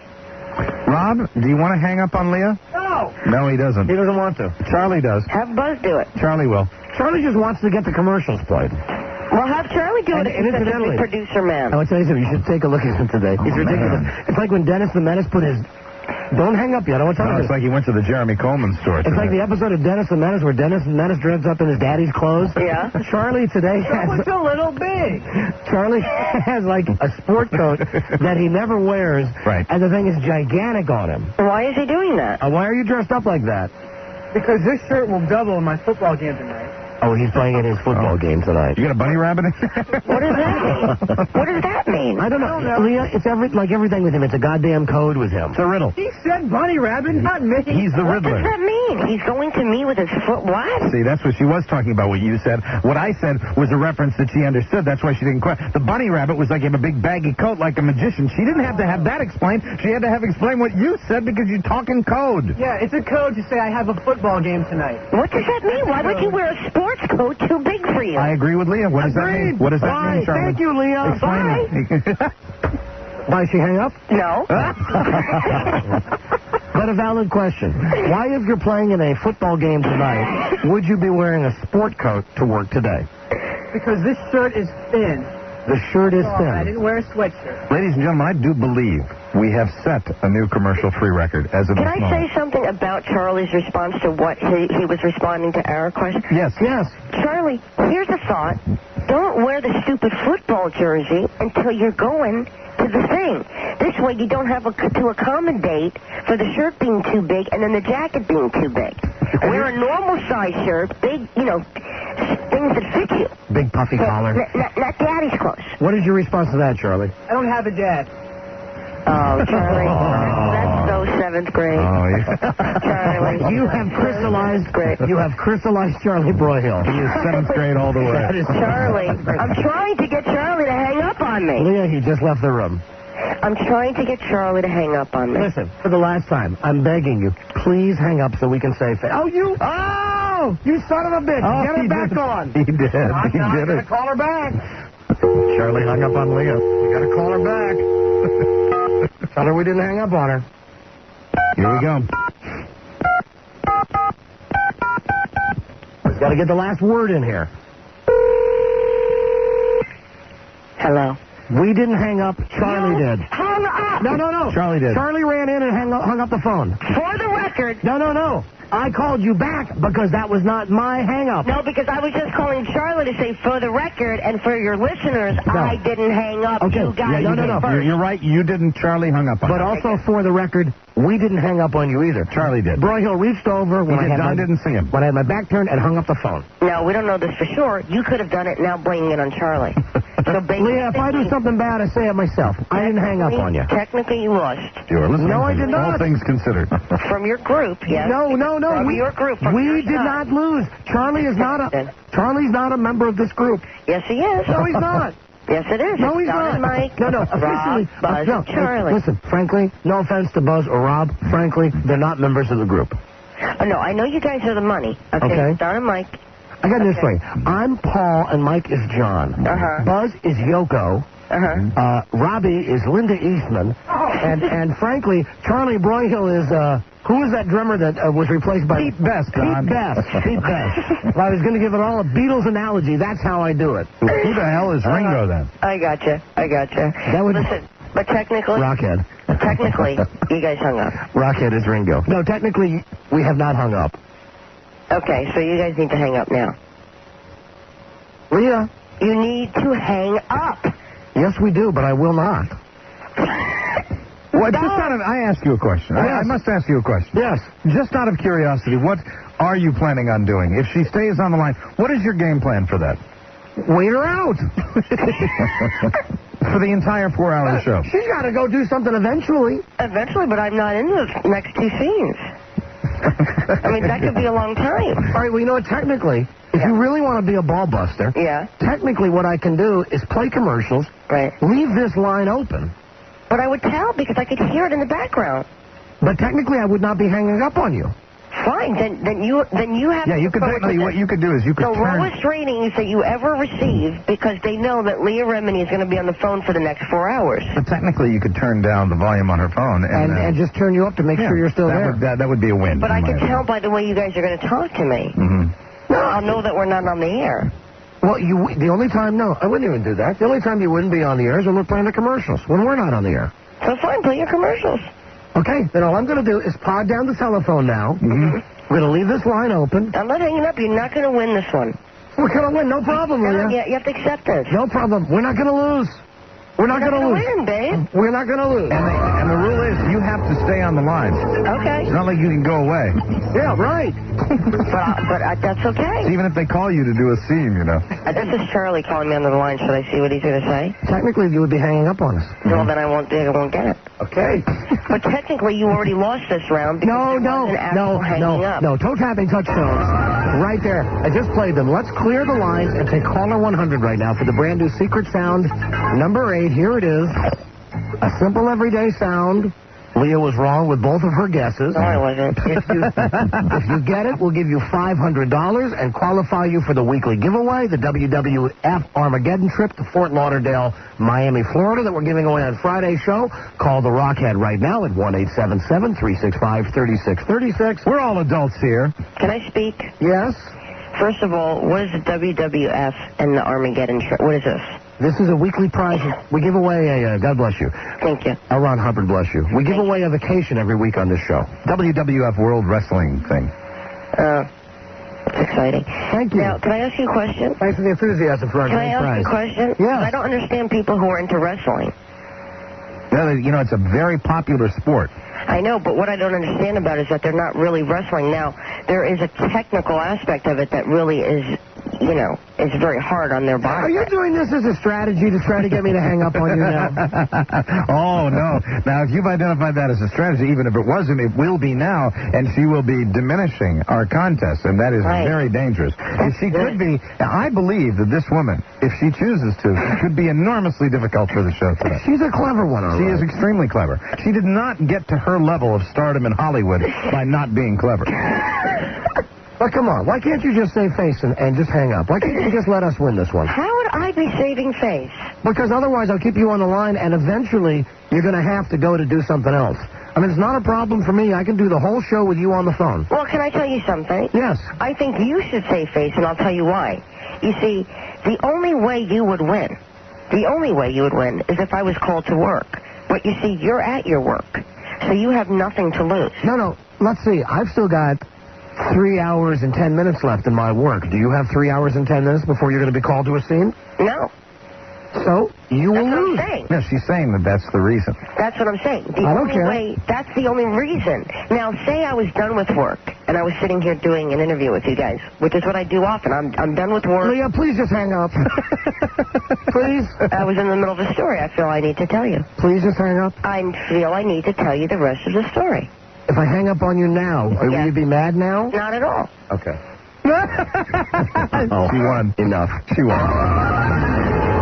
Okay, I've met my match. She's tough. She's tough. I met my match. It's not like you were defeated by a non-worthy adversary. She would have... No. She seriously would have... She would have hung in there the whole show. She would have brought them into her dressing room to do the read. The whole show she would have. That's right. Okay. Christ. Wow. Caller 100 time right now. You know what she's going to say next time we talk to her? I know. Which hopefully will be like somewhere down the road. She is going to say, you hung up on me. That kills me. That just kills me. But you heard, listen, Gavin said, we'll be back. That's right. I'm very excited. And isn't this a new record? Isn't this a new record for us? Yes. Like an all-time record. This is seriously over an hour. Well, that's why we have the #1 ratings, Mike, because we don't play any commercials on this show. Okay, it's time for Secret Sound number 8, and it lies straight ahead if you're the 100th person to call us right now at 1-877-365-3636. And to all of our affiliates, thank you. We'll be back. This is the Dawn and Mike Show. This is... I turn it on, and that's what we get. That little... Sorry about that. A lot of people don't realize that Don controls every microphone. I love that tag, Mike. That's the way he does it. Anytime he wants to shut it, that's the way it works. Right. It's the way the show works, Vic. Turned them all off except mine now. Ain't life grand. But that kind of defeats the purpose when I turn everybody's microphone off. That's like getting in the contest with Leo about who's going to hang up first. I mean, eventually I say, I'll show you. I'll turn everybody's microphone off, and then we sit here in silence for 5 seconds until we figure out that there's nothing coming out of the radio. Man, oh man, it is... what a start to the week. I think we've had a great start to the week. Yes.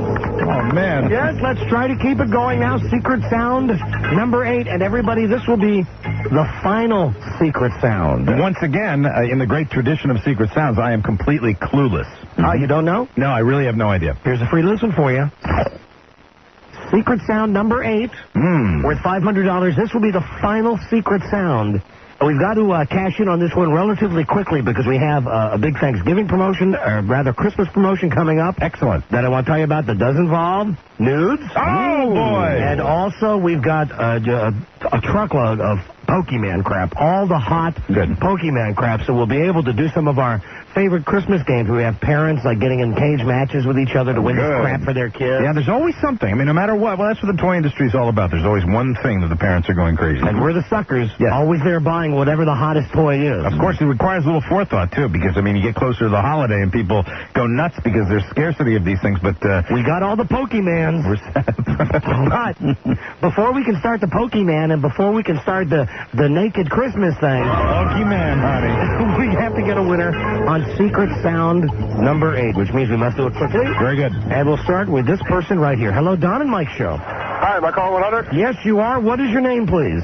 Jason Kershell. Hi, Jason. Where are you from, sir? I'm from Fairfax, Virginia. Jason, listening on good old WJFK. Well, first off, thank you for those excellent Arbitron ratings.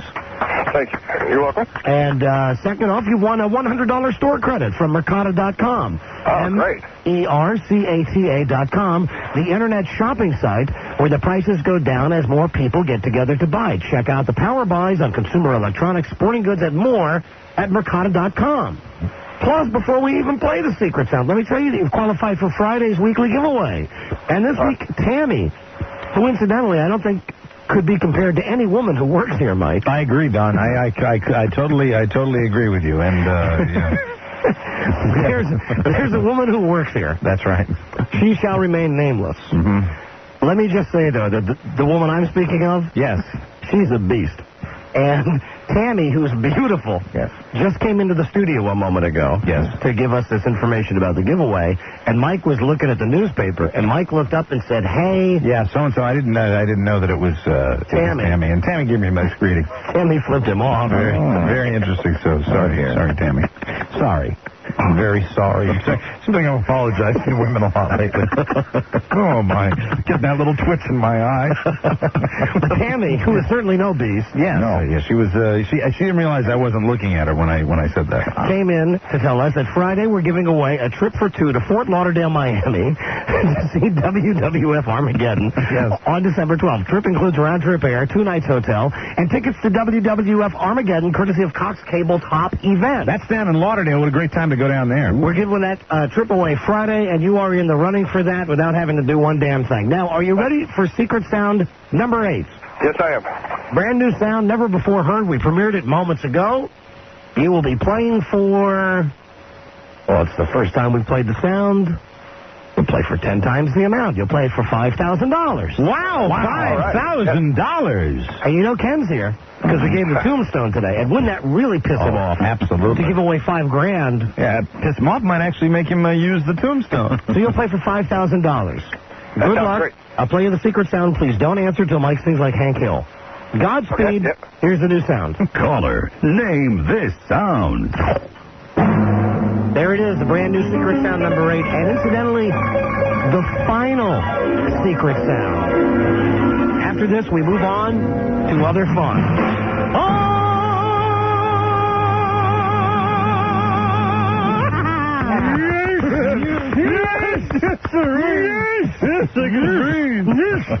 For $5,000. Wow. What is secret sound number 8? Is it an ice cube being dropped into a glass? Would you please repeat that? Is it an ice cube being dropped into a glass? No. Oh, we're sorry. Absolutely not. Sorry, Charlie. No. What? No, that's not what it is. Wow. Absolutely not. But don't forget, every guess is a clue for you. I thought he was close. Yes. No, not at all, Mike. Hold the line, please. Thank you for listening. Thanks for playing, sir. Thank you. You know, being here today, man. Too much stuff happening here today. Way too much going on. There's too much. I know we have to do a break. All right. First, let me just, and I know we'll go back to this many times in the show. Jim Nance Jim Nance. Jim Nance said our names on TV. Oh, really? Finally. Really, he finally did on Thanksgiving Day. That's bloody good. On the NFL Today. Oh, really? No, really, he did. Let me play you the tape now. You're serious. Okay, no, really. And you have to listen carefully. It's a quickie? It's a quickie, but I will give Nancy credit. Mm-hmm. He did, in fact, say our names. Here it is. Here's Jim Nance. This is Larry Michael, Westwood 1, Notre Dame Radio. No, that's not Jim Nance. Oh, really? No, yes, oh, really? No, it's not. What? Okay, here's the tape. Really, no kidding this time. Here's Jim Nance on CBS, the NFL Today, Thanksgiving Day. All right, welcome back, everybody, and again, happy Thanksgiving from all of us here at the NFL Today. Now, the IBM Power Poll, just picked by my guys here as always. Craig, Randy, Gary, Eric, Mann, Bob Matina, our radio buddies, Don and Mike, everybody in on this one.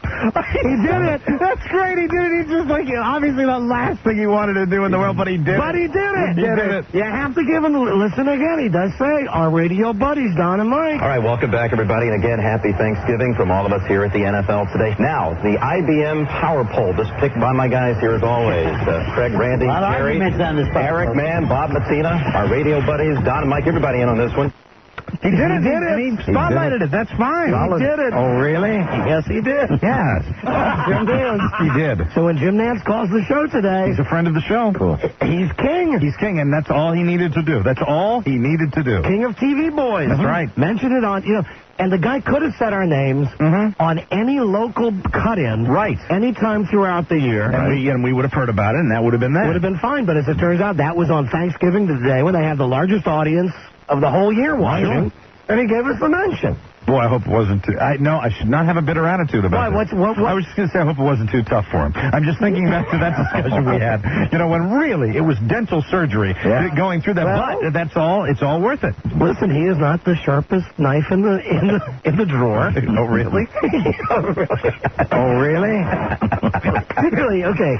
Time out. We'll be back with more. Oh, really? He's the Don and Mike. Over as humorous. Norm. I'm amazed that the radio station would make this move and would announce it. Yeah.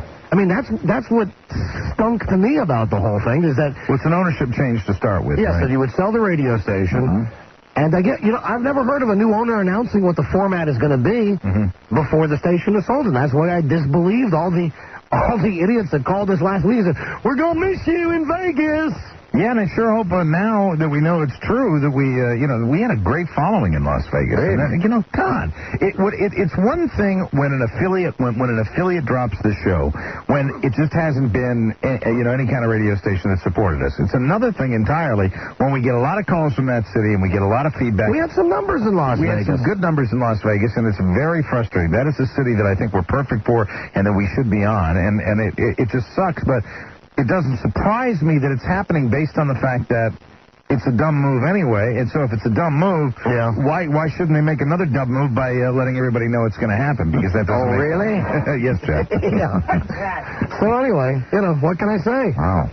I guess I was the idiot. I didn't believe that there would be a radio station management so stupid as to sell the station and announce what the new format's going to be. And frankly, I don't know who makes deals where the stations change hands these days so quickly. How could you announce a sale 2 weeks ago and have the new people taking over in early December? Is it really Spanish ballads? Now, it didn't say Spanish ballads in that newspaper. It just said Spanish music.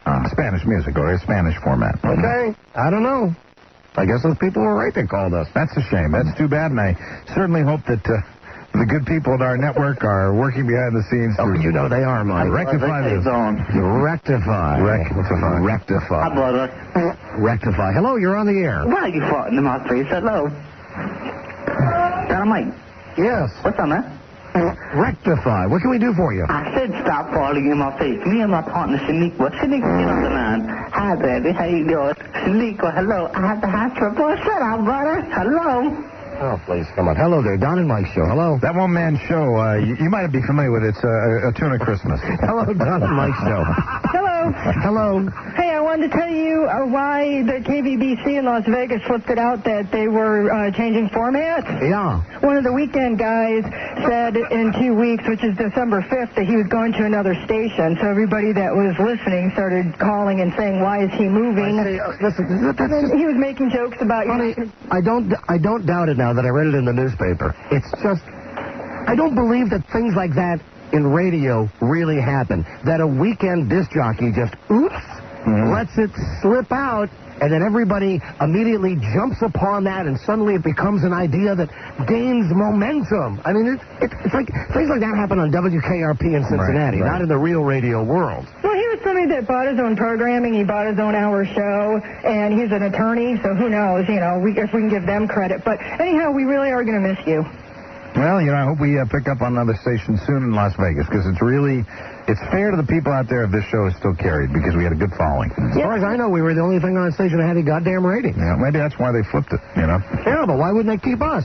I listen all the time. Exactly. Very much. Spaniards love us. Yeah. Absolutely. And really, I mean, the Spaniards, not simply the Spanish-speaking community, people from Spain love Spain. us. It's always been, I mean, really, Sergio Garcia, the golfer, big fan of ours, absolutely. Hello, Don and Mike show. Don and Mike, you're absolutely right. You guys are the only thing that get, any numbers out here. The rest of the station is horrible. Local top 40 jocks that somehow got suckered into being, talk radio hosts. And it's just awful. As far as I know, you're the only thing that gets any ratings out here. Well, again, my apologies to the good people in Las Vegas who called us last week. I tell you, even at this point, there's something about it that still stinks to me like a bad publicity stunt. But it doesn't seem right, does it, that they would announce weeks in advance what it's going to be, but I think they're trying to get, whatever advertisers they have left to hang on and say, hey, we're going to get some numbers soon, don't go anywhere. Well, I'd like to say also that if there's a station you listen to in Las Vegas that you feel this show would be right for, feel free to contact that radio station, write them a letter, because believe it or not, program directors, much like most disc jockeys, not really on the ball kind of guys, and, you can actually send them a letter. It might make them think, and you never know. Hell, just tell me right now, what's the lowest rated FM rock station in Las Vegas?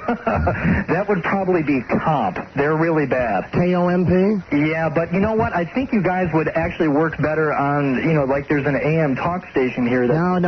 Listen, we are already on FM in Las Vegas. Okay. We just have to find some broke dick classic rock station that's really down on its luck, willing to try anything. Does Wayne Newton... That's Comp. That's KOMP. They're down on their luck. They need you guys. Does Wayne Newton own any stations in Vegas? No, not that I know. I'd love to have him as our boss. Yeah. What about WSNR? Just that one. SNR, Siegfried and Roy. They're listening to WFNR. Siegfried and Roy. Use K, but not W. Like Captain Crunch. Ask Siegfried and Roy. SNR. You're listening to WFNR, Las Vegas. A White Tiger station. Saw Jerry Lewis and his wife at the Super Salad here in Las Vegas a couple weeks ago. Jerry and his wife? At the Super Salad? Matching running suits. Super Salad. What is the Super Salad? Super Salad, it's a buffet salad soup place, and they're sitting in there and just kind of minding their own business, and they wanted to go over and talk to them, but then they said, do we? I mean, what do you say? So they just let them eat their soup and salad, and, it was... Okay, thank you. Yeah. All right, goodbye. Bye-bye. Super Salad, is that like an old country buffet type? If it's a buffet restaurant. It's got to be one of those places on the strip. It's like all you can eat for $2.99 or something. Jerry has taste. Hello, Don and Mike show. And the Emmy goes to Don and Mike. Pardon me? And the Emmy goes to Don and Mike, perhaps a reference to our recent appearance on King of Queens. Oh, gotcha. Hello, Don and Mike show. Hey, you guys are the only good show on that station out here. It's ridiculous. There's another like extreme radio station that changed over to Spanish after you, right before they did too. I don't know what's going on out here. Yeah, I don't know. I think we'd fit in really well on a station that was tailored specifically for the gambling community. I think that would be good too, right? Just for the gamblers. So whatever the crappiest radio station in Vegas is, right. If it's KOMP or whatever it is, should start to call them immediately. And you guys didn't even get a chance to come out here and do one of your shows. Well, that's because the GM was a dink, right? That's because the GM wouldn't pay for the plane ticket. Yeah, so it's no great loss. I mean, I got to think he's going to be out of work too then. Yeah, you're here. Right? Good. Maybe with the next place you guys go to, you'll be able to come out here because we all missed it last last time. F him. I bet he doesn't speak Spanish. Right. All right, screw him. Well, there's a silver lining to everything. Right. Probably just sitting there right now, sweating through his shirt with a Spanish-English dictionary. I told you. Spaniards love us. Mm-hmm. Hello, my friends. This is Julio Iglesias wishing all of you happy holidays and a great, great New Year. He loves us. Ever since we had him on the show, for some reason, we're on his list, and every year we get a personal Christmas card from Julio Iglesias. Hello, my friend. Great. Now I got to work on his son. His son is, Enrico. Quite a star in his own right. Do you remember that one time? We had Julio on the show a couple of times. One time we had him on his car phone, and he was driving down the road in Miami. He's in a limo. And he thought that we were taping for a morning show because the atmosphere was so loose. Right. And, with him, it's impossible to tell what he's saying in the first goddamn place because it's so mumbled. And... Hey, the boys doing? But he started dropping the F-bomb. They effing me. Me, F you. And it was, you can't say that. He said, why? We're not on the air now. You can edit it. Okay, boy. You get so relaxed. Julio. But because I am from Spain, I love you. Spaniards love us, Mike. Like all the Spaniards. Don and Mike show. Hello. Hey, Chevy Ballesteros called. Hello. Send his laugh. Don and Mike show. Hi, Don and Mike. Hi there. Hey, I saw Leah Remini on Who's the Boss the other day. Oh. She's been 14. Oh, an old repeat? Yeah. Yeah. You should ask her if she ever kissed Tony Danza. I will, but, you're on that episode of Who's the Boss when Tony Danza kisses the 14-year-old? That was a big... Hey, speaking of that, have you seen Judith Light lately? With the coffee cake hair, you mean? No, with no hair. Oh, I have seen that. She's had that look for a while now. I was watching At the Cafe with Bill Boggs, one of my favorite shows on the Food Network. It was great. I watched it all during the holiday weekend. Bill interviewed Joan Rivers at Cafe 21 or whatever it was. Joan Rivers and her daughter. Why doesn't somebody just put a hook in their mouth? I swear to God, are they the two homeliest women on the planet? It was wonderful because Joan was showing what you do with your knife and fork when you're just resting or when you want the waiter to take the plate. And I've never known, if you want to the waiter to just know that you've stopped eating for a while, you cross the knife and fork. And then I knew, when you're done, that you put it side by side and put it out the plate. But I had always thought that you simply remove the plate from the table and put it down next to your seat. And you lick the knife. You lick the knife after you're done. That's how you indicate a real fine meal. It was so funny. That guy is... have you ever seen that guy? I've flipped by it. He's got the big face with the big jowls, and he's just like Johnny Slicky Boy, and it's like, well, what are we going to have for dinner today? I'm sitting here interviewing Joan Rivers. Fantastic. And Judith Light, what happened to your hair? And she's shaved it for a play. She has no hair. I know. She always had her eyes were always her best feature, though. So it's really nice to see her without hair. It's pretty strange. And who told Joan Rivers' daughter that she's hot? Melissa Rivers? Because she thinks she's hot. Right. But when you see her sitting down interviewed, she's got that same ugly fish face as her mother. Jesus, she's just... Oh, really? Yeah, she's just a mess. And Joan's face is as tight as a drum from all the plastic surgery. It can't be stretched any further. Yeah, she was enjoying her salad, though. Oh, sure. With, I think his name is Bill Boggs. Yeah, I think you're right. Bill Boggs, and he's just like, he's got this huge head and this oversized mouth, and I guess he's a nobody. I don't know who he is. Like everybody on the Food Channel is a nobody. Everybody, except Emerald. Except Emerald Lagasse. Right? Emerald. Yeah, and Mark Silverstein. He's not a nobody. Oh, that's your friend. I'll give you this. You're loyal, Mike. I am. I'm loyal. I only have two friends. I admire that in you. Thank you very much. Hello. He's going to wallow in obscurity on that network. Did you like Bobby Flay? I hate Bobby Flay. I truly hate Bobby Flay. Don and Mike show. All right. Hello. One more. Don and Mike show. Hello. Hi. Hi. I just wanted to tell you that on another radio station, they said that how they put the panda to sleep, and they did it real humanely. They just... Honey, hold on. You're going to give me a recycled joke that you heard on some other radio station? It's about you. It's about us? Right. Really? What radio station? DC 101. DC 101. Right. Oh, this must be that boy's attempt to get noticed. He's a dork, but I just wanted to tell you what he said, how stupid it was. I don't want to hear it. We're not going to give him that exposure because if we did, that would be, realizing his dream. Okay, it was really stupid. It's not appropriate to make him realize his dream right now. Bye. But you understand the tact. Right, yes. The guy's a new disc jockey in town. You're not really, you only... Well, you never do unless the guy, you have a personal experience with the guy, and otherwise there's no point. Right. So otherwise, you're giving him something for free, and, you know, we don't give it. We'd give him something if he came down to the station. You want to get in a pissing match with us, though, you know. Bring it on. Yeah, absolutely. Bring it on. Otherwise, come down to the station. We'll give you something in a baggie. Hello, Don and Mike show. Mike, you don't drink, don't smoke. What do? You don't drink, don't smoke. Is this your guy? Do you do? Well, if you do drink, don't you? It must be something inside.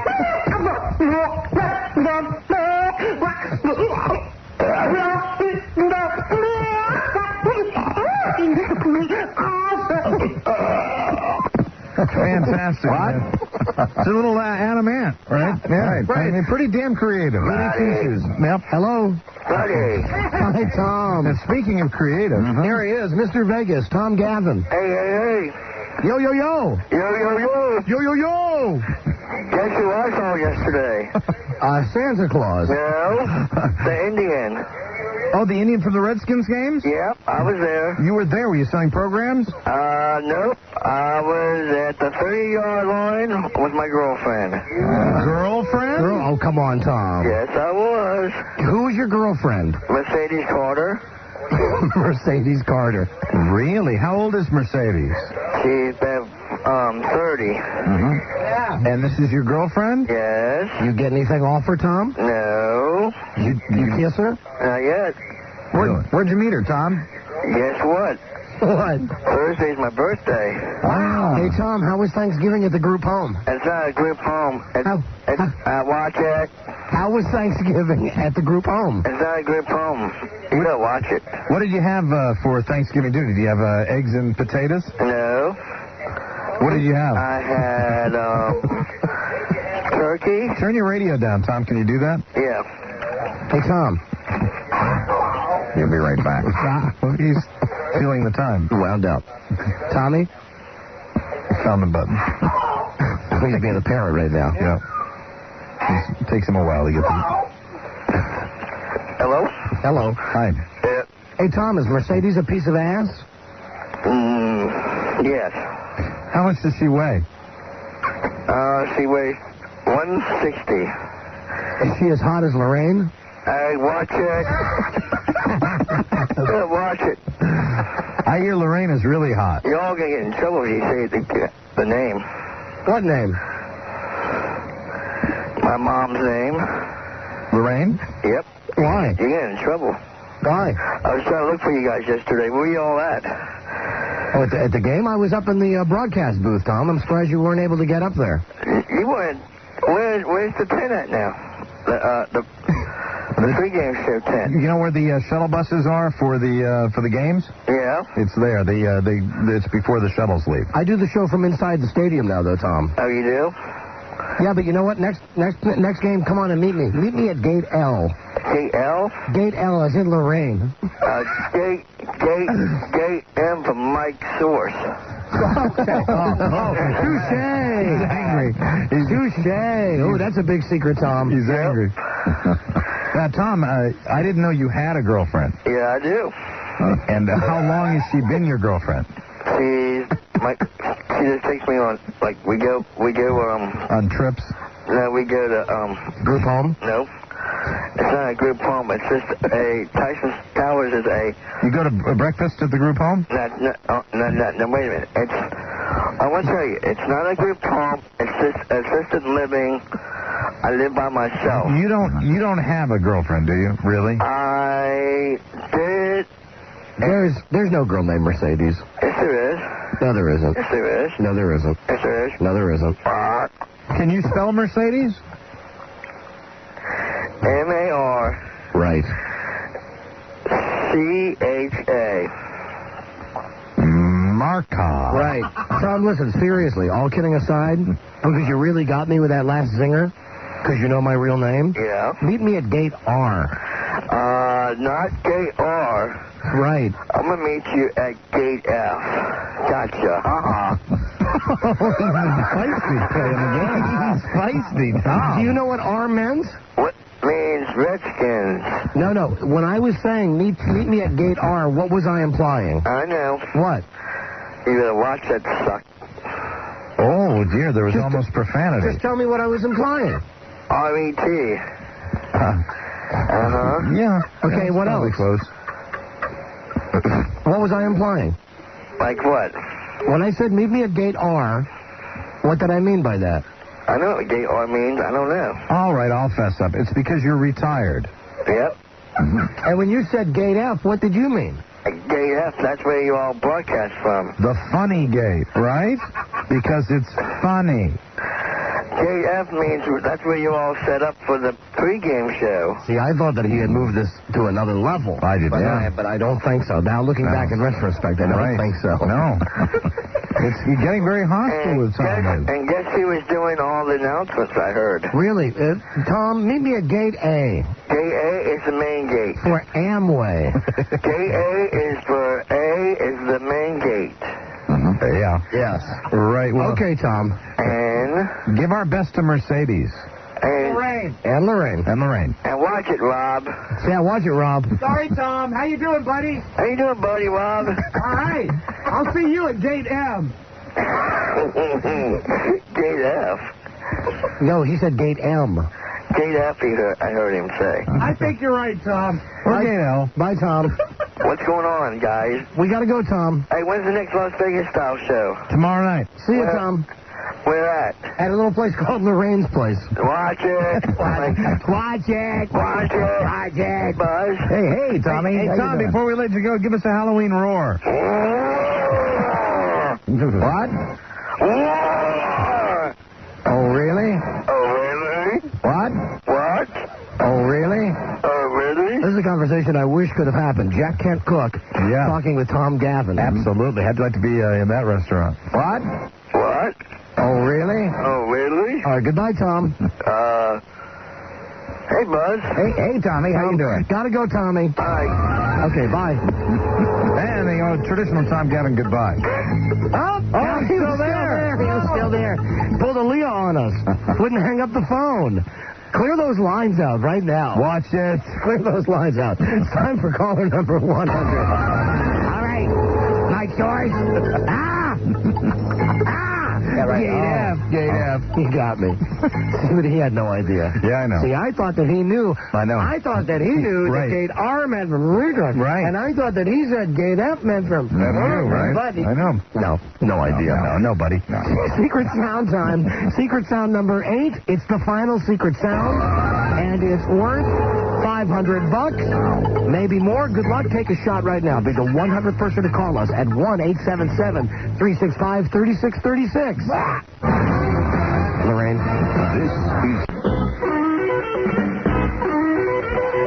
And not just number 1 in demo.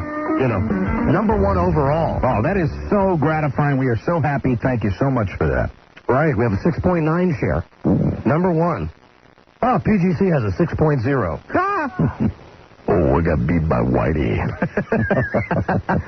I hate that when Whitey beats me. And KYS has a 5.0. And Q107 has a 4.2. Good. And DC 101, that piece of garbage station, has a 4.2. Excellent. So listen, the show is number 1 rated with a 6.9. Keep doing it, as we always mention. It all starts here, and we are so happy that everybody in Washington still enjoys the show and lets people know it. Yes, thank you for admitting to the ratings company that you listen to this show. Thank you. Made a real good day for us today. Real good day for us to give Ken his tombstone. Oh, yeah. I mean, he wouldn't have liked the tombstone as much if we weren't number 1. Hello, Don and Mike Show.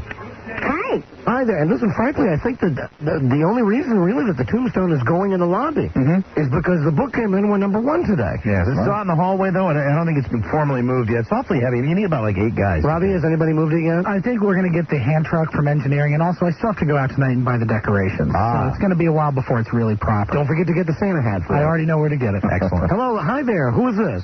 This is Sandra. Who's it, Tandra? Where are you from? Gaithersburg. Sandra, you are caller number 100. All right. You have won a $50 gift certificate to cdnow.com.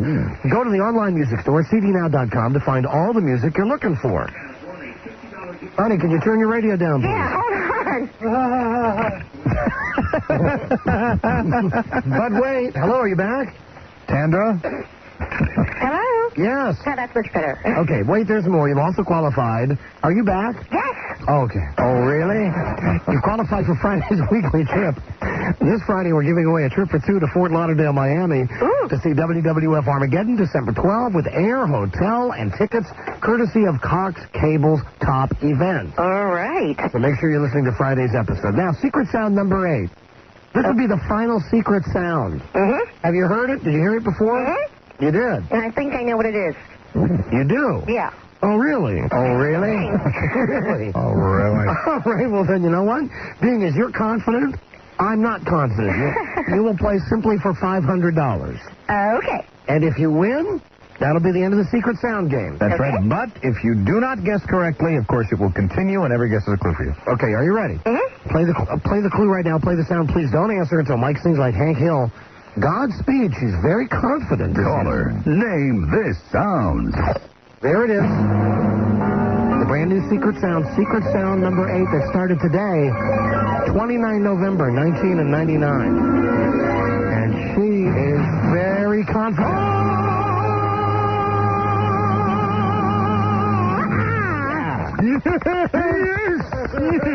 Yes. Feels good today. Yes. For $500, what is secret sound number 8? Ice going into a glass out of the ice dispenser. What? The refrigerator dispenser, ice going into the glass. What? Ice going into the glass. Oh, really? Oh, really? Absolutely. Oh, we're sorry. Sorry, no. Absolutely not. But please remember, every guess is a clue for you. Thank you. Bye. Hold on, bye. Was I sleeping through the portion of the show when that's the exact same guess the last guy had?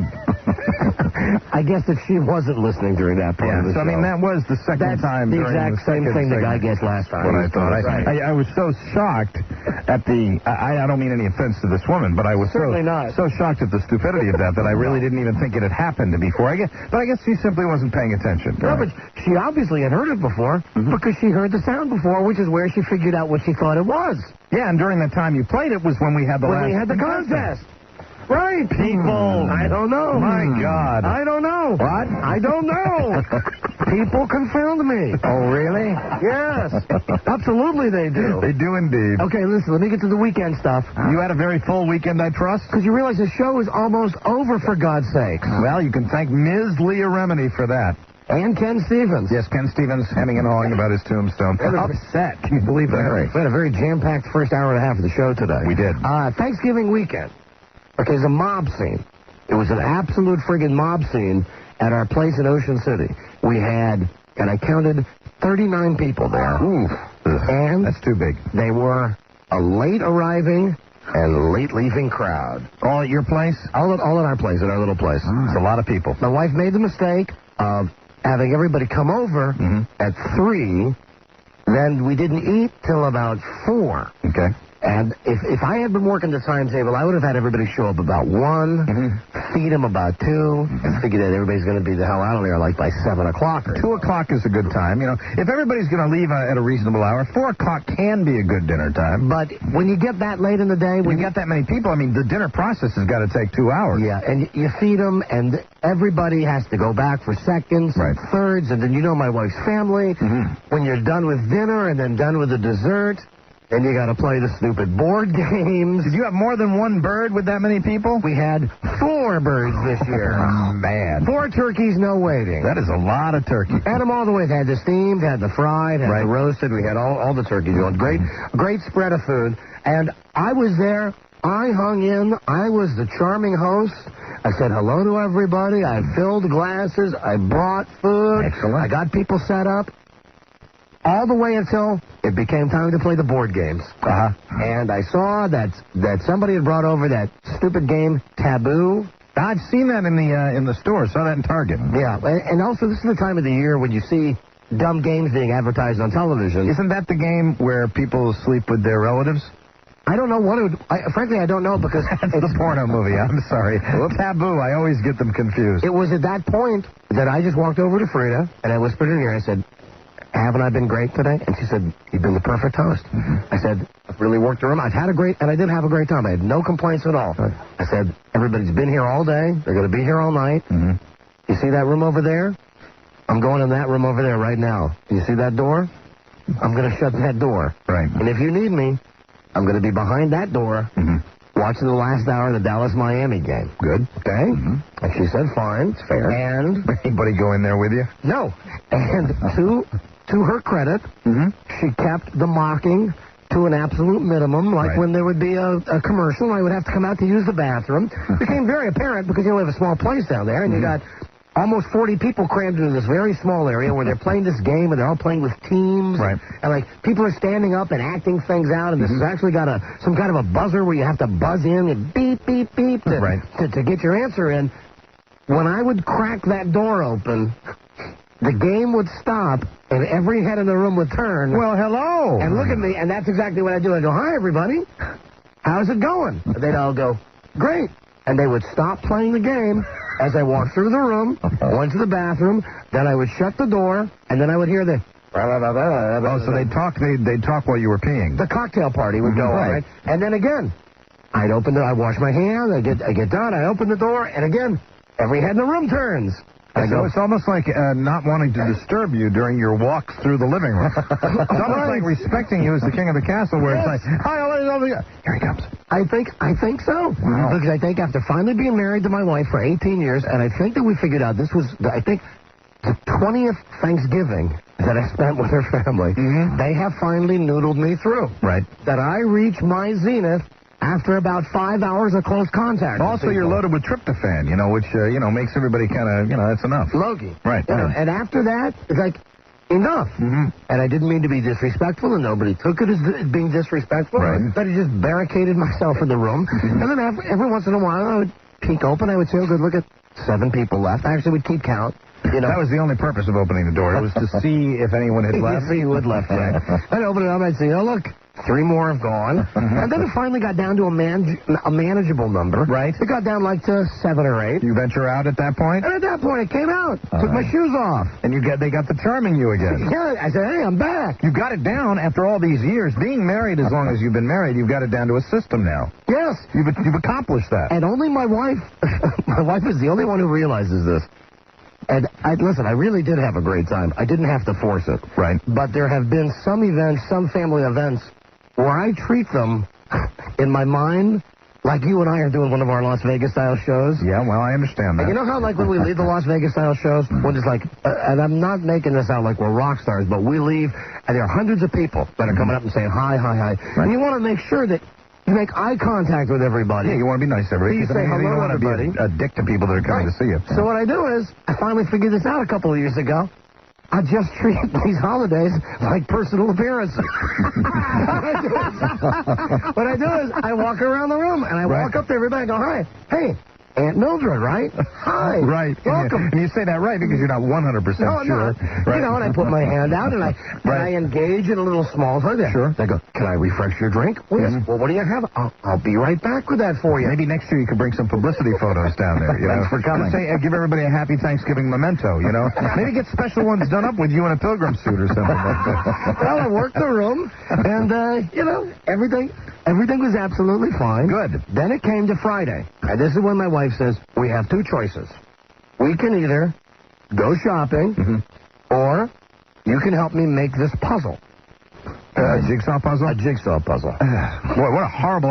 That's a guarantee for her to go shopping, isn't it? Well, I chose the puzzle. You chose the... Oh, you did. But Dad, now, when you chose... Let me ask you a question. When you chose the puzzle, did you do so thinking... You were going with the reverse psychology, thinking that she was only giving you that option because she knew you didn't want to go shopping? Lesser of 2 evils. Oh, really? Okay. Right. Yeah, staying in the house. And as it turned out, she got her way because we didn't end up going shopping. Right. So we spent most of the morning... puzzles... retarded. It's such a waste of time to make jigsaw puzzles. But my wife was making this puzzle, and it is a puzzle of a red 1956 Corvette. Okay? Wow. Why? I don't know. It's what they had at the Walmart. Oh, I was going to say, don't throw that one up on the wall. So, no, wait a minute. Hold on, here's the last part. We got done making this goddamn thing, and then she says, okay, now you have to take me to the store. And I said, whoa, listen, we agreed. No shopping today. Right. She said, no, just take me to the store over here. I want you to take me to this hobby store because I want to buy this special glue that you brush on to this puzzle. Yeah. That actually seals it. Right. And I said, okay, and then when you seal it, it becomes a picture. What are you going to do with it? And that's what she said. She said, it's going to be a picture. And I said, well, that would look just lovely on the wall. A Corvette. A 1956 Corvette. It was like something the Beaver Cleaver would have in his room. She wants to put it up on the wall? Oh, it's up on the wall. Yeah, your house down there? Yeah, so we went to the store, and much to my amazement, we walked into this hobby store, which was jam-packed like everything, incidentally. Right. I guess, on the day after Thanksgiving, people are in such a frenzy to go shopping. Sure. You just got to go. You know what else was crowded? It was goddamn Office Depot. Right. Now, that was one place that I thought would not be crowded. It was right next to the arts and crafts store, and after we got done getting this stupid puzzle glue, I said to my wife, let's just go into Office Depot for a second, because I'm pretty sure nobody goes to buy, great gifts in there. And I know that Office Depot is the one place in the world that I love Super Sharpies. Yeah, the big fat ones. I love not your regular. Here's your standard Sharpie. You like the big fat ones. I love the Super Sharpies. And Office Depot is the only place that's got them. Right. We went in Office Depot, and I don't know. There people were stocking up, or people are going to be getting really crappy gifts for Christmas, like Post-it notes. It could be that Y2K fear that everybody's got. They want to get organized. There was a line in this store that boggled the mind. A line in Office Depot that went all the way around 3 registers, all the way past the exit, and went outside. I would think an Office Depot would be a safe harbor. I'm amazed at that. So what you would have to do to buy your items is walk over by the exit, give your stuff to the security guy, leave the store, go get in line to wait to come back in through the exit, and when you got in through the exit, the guy would give you the stuff that you'd already given to him. And you waited in that line? Yes, I did. Oh, my After yelling at my wife that I absolutely didn't want to go shopping, we went to the stupid craft store, and we got the stuff for this puzzle in 5 seconds. And then Office Depot. Then we were 1 hour in Office Depot. To get Super Sharpies? Because I had to have these Super Sharpies. Now, was your wife... She was not pleased. Yeah. So because of that, when we got back home, I had to spend the next hour with her, with a brush, going up and down on the puzzle. And saying, boy, this is really fantastic. Look how great this looks. Boy, am I proud of you. And it's up on the wall. My little craftsman. Look at you. So talented at arts and crafts. Please. And then she gets the bright idea. Yeah. This was really the cherry on the cake. She says to me, you know what we should do tomorrow? This is now Friday. She says, we do this on Saturday. She says, you know that the PetSmart has a deal where you can get your dog's pictures taken with Santa. And that's not going to be too crowded. Okay. Well, you know what? Hold on. Let me do a quick break. Let me just do a quick break, because we did this also. It sounds like you really did find it. It might have been a long line at that Office Depot, but I'm sure the line to have the pets taken with Santa. Just wait. Just wait. More show coming. Coming right on. This is the Dawn and Mike Show. Including 3 nights accommodations at the Paris Hotel and Casino, round-trip air, and $100 to spend in the casinos, courtesy of 15 days of 007. Every night this week, only on TBS Superstation. All right. We will give that trip away on Thursday. Oh, and that Jim Nance tape made me realize football made me think fantasy football. I will congratulate you on being the money winner again. Your team is a juggernaut. 7 in a row. I started out 0-5, but I've won 7 in a row. Your pickup of Jeff George combined with your established player, Chris Carter. Genius. He'll be money. Genius. I won the money this week. You are at the top of the heap. Once again, that's the 3rd time? Second time I've won the money. Second time you won the money. Second time I won the money, but now I'm really in a playoff race. I think, the league, there's a lot of parity in our league this year. There's a lot of, but there's certain teams that have floated to the top and are pretty much now consistent winners, and you are among, I think, maybe 2 or 3. 7 in a row, man. That do that. Beautiful. 7 in a row. Thank God for Jeff George. That's all I can say. He's really kind of replaced the Randall Cunningham thing that was happening last year where they brought in Randall Cunningham. Now it's Jeff George. And you notice that, of course, since I gave up on him and gave him to you, right? And you gave up on him and gave him to Bart. Yeah. Bart started Brunel yesterday. Second week in a row, Brunel's thrown for over 300 yards. Yeah, and I would like to thank Brad Johnson for giving me, 4 points this week. But I wasn't in negative numbers. But I won my game this week, and I beat the most satisfying victory. I beat Big Gum Jim. All right. If I can beat Big Gum Jim. you'll beat me. We'll go Randy Ball for all. We'll talk about going for the elephant in Philadelphia. I have no idea why you beat me. I'm really upset. Michael will beat me. Now I realize why he gave me a funny look in the hallway. Because I beat him, and he was thinking about that. Of course, no congratulations. So, we don't do that. Well, congratulations, Mike. Congratulations. That was a terrific job. I'm Big Dumb Jim, and I don't... Thank you, Randy Ball. Okay, let me finish with this weekend. Yes. So my wife says to me, we have to take the dogs to PetSmart on Saturday to get their picture taken with Santa. Think how cute this would be. And I said, honey, 2 words, Fuster. Cluck. Yeah, I would imagine everybody with their dogs there. Add it up. You're talking about the Saturday after Thanksgiving. You're talking about crowds.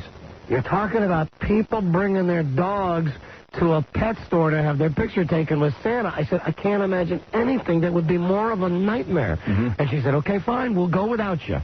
And it was at that point that I said, okay, I give. Yeah, because on some level, I'm sure you are responding to the promotion itself, to that merchandising process that they have that hooks you, saying, wouldn't it be cute? And if it's going to be a cute moment with your dog, you want to be there. And my wife and my son were real into it. Sure. The family's going to get the picture taken, too. They're going to be in the picture as well as the dog. No, it's just the dog. Just the dog. Just the dog sitting there with, this cheap department store Santa. Oh, I'm surprised at that. I'm surprised that the family couldn't be included. No, it was just dogs only. Dogs only. And you make a contribution to the Humane Society. So they wouldn't take a picture with a human, like if the human panted or anything like that? I don't know. We didn't ask.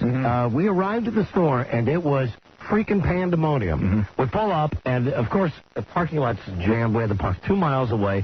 The dogs are going crazy because they know they're going somewhere. They were in that mode like, oh, boy, we're in the car. We're going to go. We're in the car. And then as soon as we parked, they said, oh, other dogs. There's other dogs. We're going to see other dogs. So the dogs are, running around in the back of the truck going crazy. Right. We're trying to get them on the collars. We got them finally under control. I had Colonel Clink, the German Shepherd, and my wife had Max, the little terrier. And Bart was just walking along with us. And we got to the front. Everything was fine. Then we got to the front door of the store. And as soon as the sliding glass doors opened, we saw maybe 75 dogs. All of them standing there with their masters, waiting to have the picture. It smelled good in there, too. Waiting to have the picture taken. And at that point, the Clink just went crazy. Sure. He started barking and running in circles. It's like it was the most excited. Was he chasing his tail, or that was he's he? ever? No, he was just. I watched him as he looked around the room, and it was just like he couldn't believe it. Here he is. He's out of the house. Yeah. He's in a store. Yeah. And there's other dogs. 75 other dogs in cold linoleum. How can a dog be happy? And he was so excited he could not stop himself. He would run in circles, and every once in a while he just started going. Now, to other people, this seems imposing. I mean, he's a big-ass German Shepherd. Right. Huge dog. And when he would start to bark, we knew that he was just happy and that he was friendly. But, little kids and stuff started to go, Mommy, the big dog is scaring me. Right. So we had to do everything just to calm down Colonel Clink. Calm down. Now, keep in mind, this is not easy because there, no lie, were 70 dogs in front of us. Yeah. Now, fortunately, they were moving people through. This was like ass through a goose. I mean, they would get you up there and say, fine, give Santa the dog. They take the picture, give us your contribution. You wait 2 seconds, and they give you the Polaroid and get the hell out of there. So we're waiting, and we're waiting. Finally, we get up there. It's our turn. And as we get closer, I say to Frida, look, this is not even a good Santa. Was it a kid Santa? No, it was a skinny guy. I said, first off, he's skinny. And second, look, I can see his regular mustache and beard underneath the Santa mustache. And that's, you will admit that the mall Santas that we have here in Washington, D.C., by and large, we get some pretty good Santas. I mean, old, fat guys that have white hair, they shouldn't do that. Give me your, I want a real Santa Claus, even if it's for my dog. It was pointed out to me, the dog... It wasn't a cotton beard, was it? It wasn't made out of cotton, was it? Like the Three Stooges Santa? No, it was a good-looking beard, but it had obviously been worn by someone with a much fatter face. So it's the real curly hair beard that that standard good one that you wear, but it was beard. It was hanging low, like almost to his chin, and you could see the regular beard. And he had on glasses, and he didn't have Santa Claus glasses on. He had Mod Squad glasses on. And so we got Elvis sunglasses. We got up there, and they said, "Do you want one dog or both dogs together?" We wanted them done separately. Right. We said, "Okay, we'll do Clink first."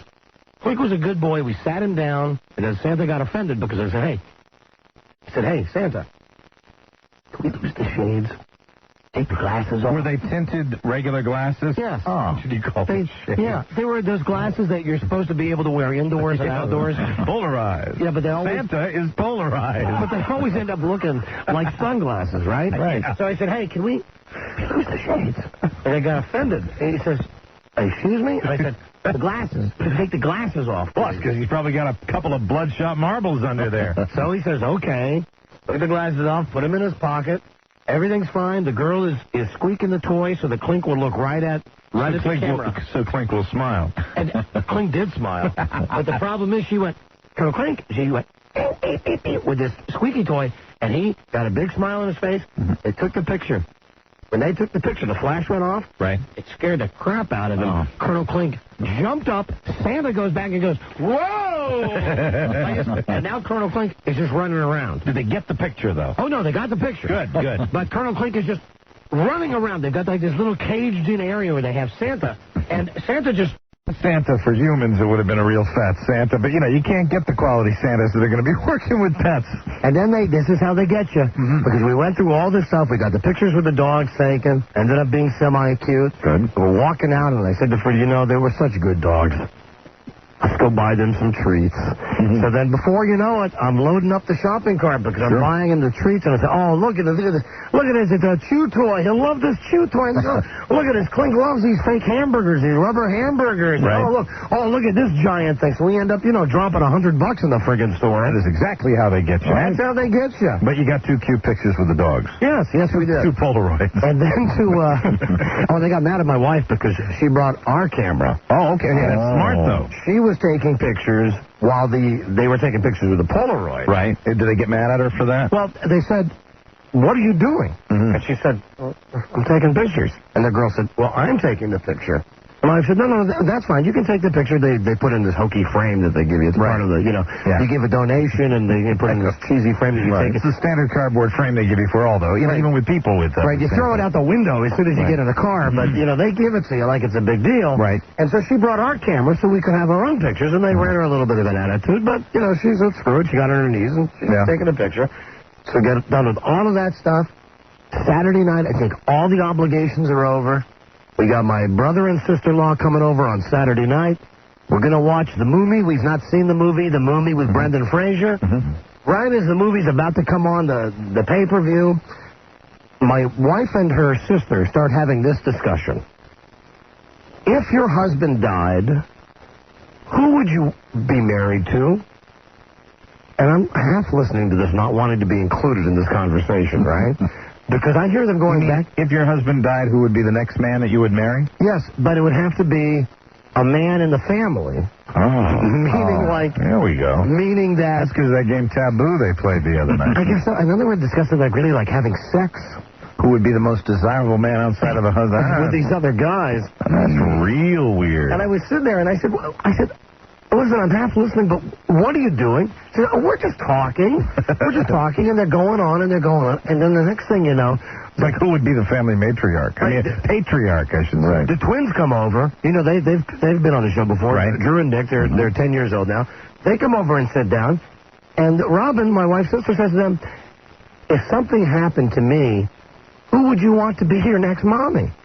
And, you know, I'm thinking, hey, what? I think, you know, hey, hello, girls, you're doing some kind of psychological damage. A little morbid. At some point here. But no, they were real fun. No, we want Aunt Frida to be our mommy. Ah, okay. I said, well, that's very good. Well, I guess they'll help you making out the will. I guess. I mean, I found the whole conversation to be more, and that's where I reached my zenith.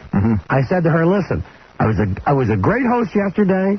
And beyond that, but beyond all the people coming over yesterday and invading our home, I made the puzzle. I took you to get your stupid puzzle stuff. Right. I took the dogs to get the pictures taken. I said, you got your brother and sister-in-law over tonight with their family, which is fine. But please, no discussion about who you're going to be with when I die. I said, that's it. Have that conversation without me. Would you characterize the discussion as upbeat? I mean, were they from their standpoint, yes. They were laughing, and they were talking about who might be good and bad. Hey, that's a good idea. Well, we're not talking about anything, honey. Yeah, if he died, I'd really. But pretty soon, maybe next Christmas, Frida's going to give you a tombstone. You gotta watch out for that. I don't know. So that was it. That's where it ended. Because then that's where the weekend ended. Mm-hmm. That was Saturday night. Because then I said, no, please, no talking. He went in and shut the door and never to be seen again. No, I just turned the movie on. Right. Okay. And how was the movie? Pretty good. Really? Good. Pretty good. It's slow in the first half hour, but haven't logged the time with the movie yet. Picks up. I bet you'd like it. Pretty good. And I did say, no talking. Right. Good. The movie started. So that was the fantastic blah, blah, blah. How was your fantastic blah, blah, blah? My blah, blah, blah, I had the day itself of Thanksgiving was the best Thanksgiving I've ever had. And frankly, it was the best Thanksgiving I've ever had because we had a 9:18 tea time. Oh, all right. You play golf on Thanksgiving. Oh, my God. And it was a beautiful, warm day. And we had my brother-in-law, my father-in-law, and my buddy Brett, who had dropped his wife and child at the airport, and we adopted him. And so it was like having my best friend come over. He's a father of the year, isn't he? I know. He leaves his wife again at the airport, puts her on a plane, and just play golf on Thanksgiving. It was I don't know why, but I didn't ask questions. All I know is that he was alone, and we adopted him, and he came over. So it was like me having my buddy over for Thanksgiving. And my father-in-law and my brother-in-law, we all get along real well, and so it was fantastic. But after that, it's that slow burn where you basically, by the end of the weekend, it's just too much, and it's too much weekend. And the only real awkward moment that I had during my 79-year-old mother came to visit last Monday. Hey, it was nice seeing you. I saw your mom, gave her a peck on the cheek last Wednesday night when we were done with the show. There was no need to slip her the tongue, though. I didn't think that was appropriate at all. Put it in her ear, Mike. Anywhere you put it, I still didn't like to see that.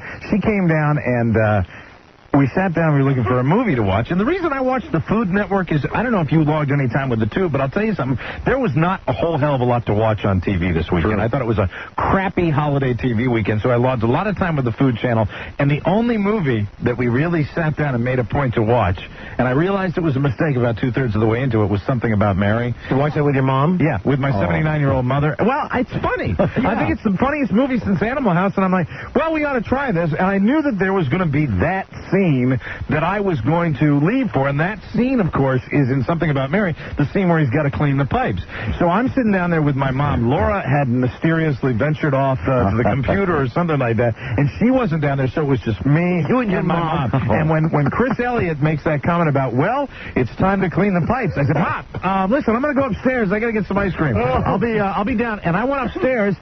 For what I figured was 6-7 minutes, enough time, I believed the scene was over, and I didn't think. I didn't think ahead. For the Oogie scene. I didn't realize that I could have flipped on another television set, and I could have walked back down to the basement exactly when the scene was not Oogie anymore. No, I didn't do that. I realized that scene, when he says clean the pipes, then they cut to another scene, and then when you come back, so the time that I walked back down I got my ice cream, and I'm like, well, this is a funny movie, and I look on the screen, and that is the moment where Ben Stiller, is standing in front of the sink, and all you hear is basically he's doing the J.O. He's doing the job, which even the scene with the goo on the ear is not nearly as bad as the moment where you're sitting there with your got a newspaper with lingerie ads, and he's doing it, and I'm sitting there, and I do not know. So what do? I'm standing in back of the chair. I don't know what to do. I don't know where to go. And I'm sitting there, and instead, I'm thinking, I don't know what my mom could do. She's 79 years old. If she's going to maybe go, no, there wasn't any of that.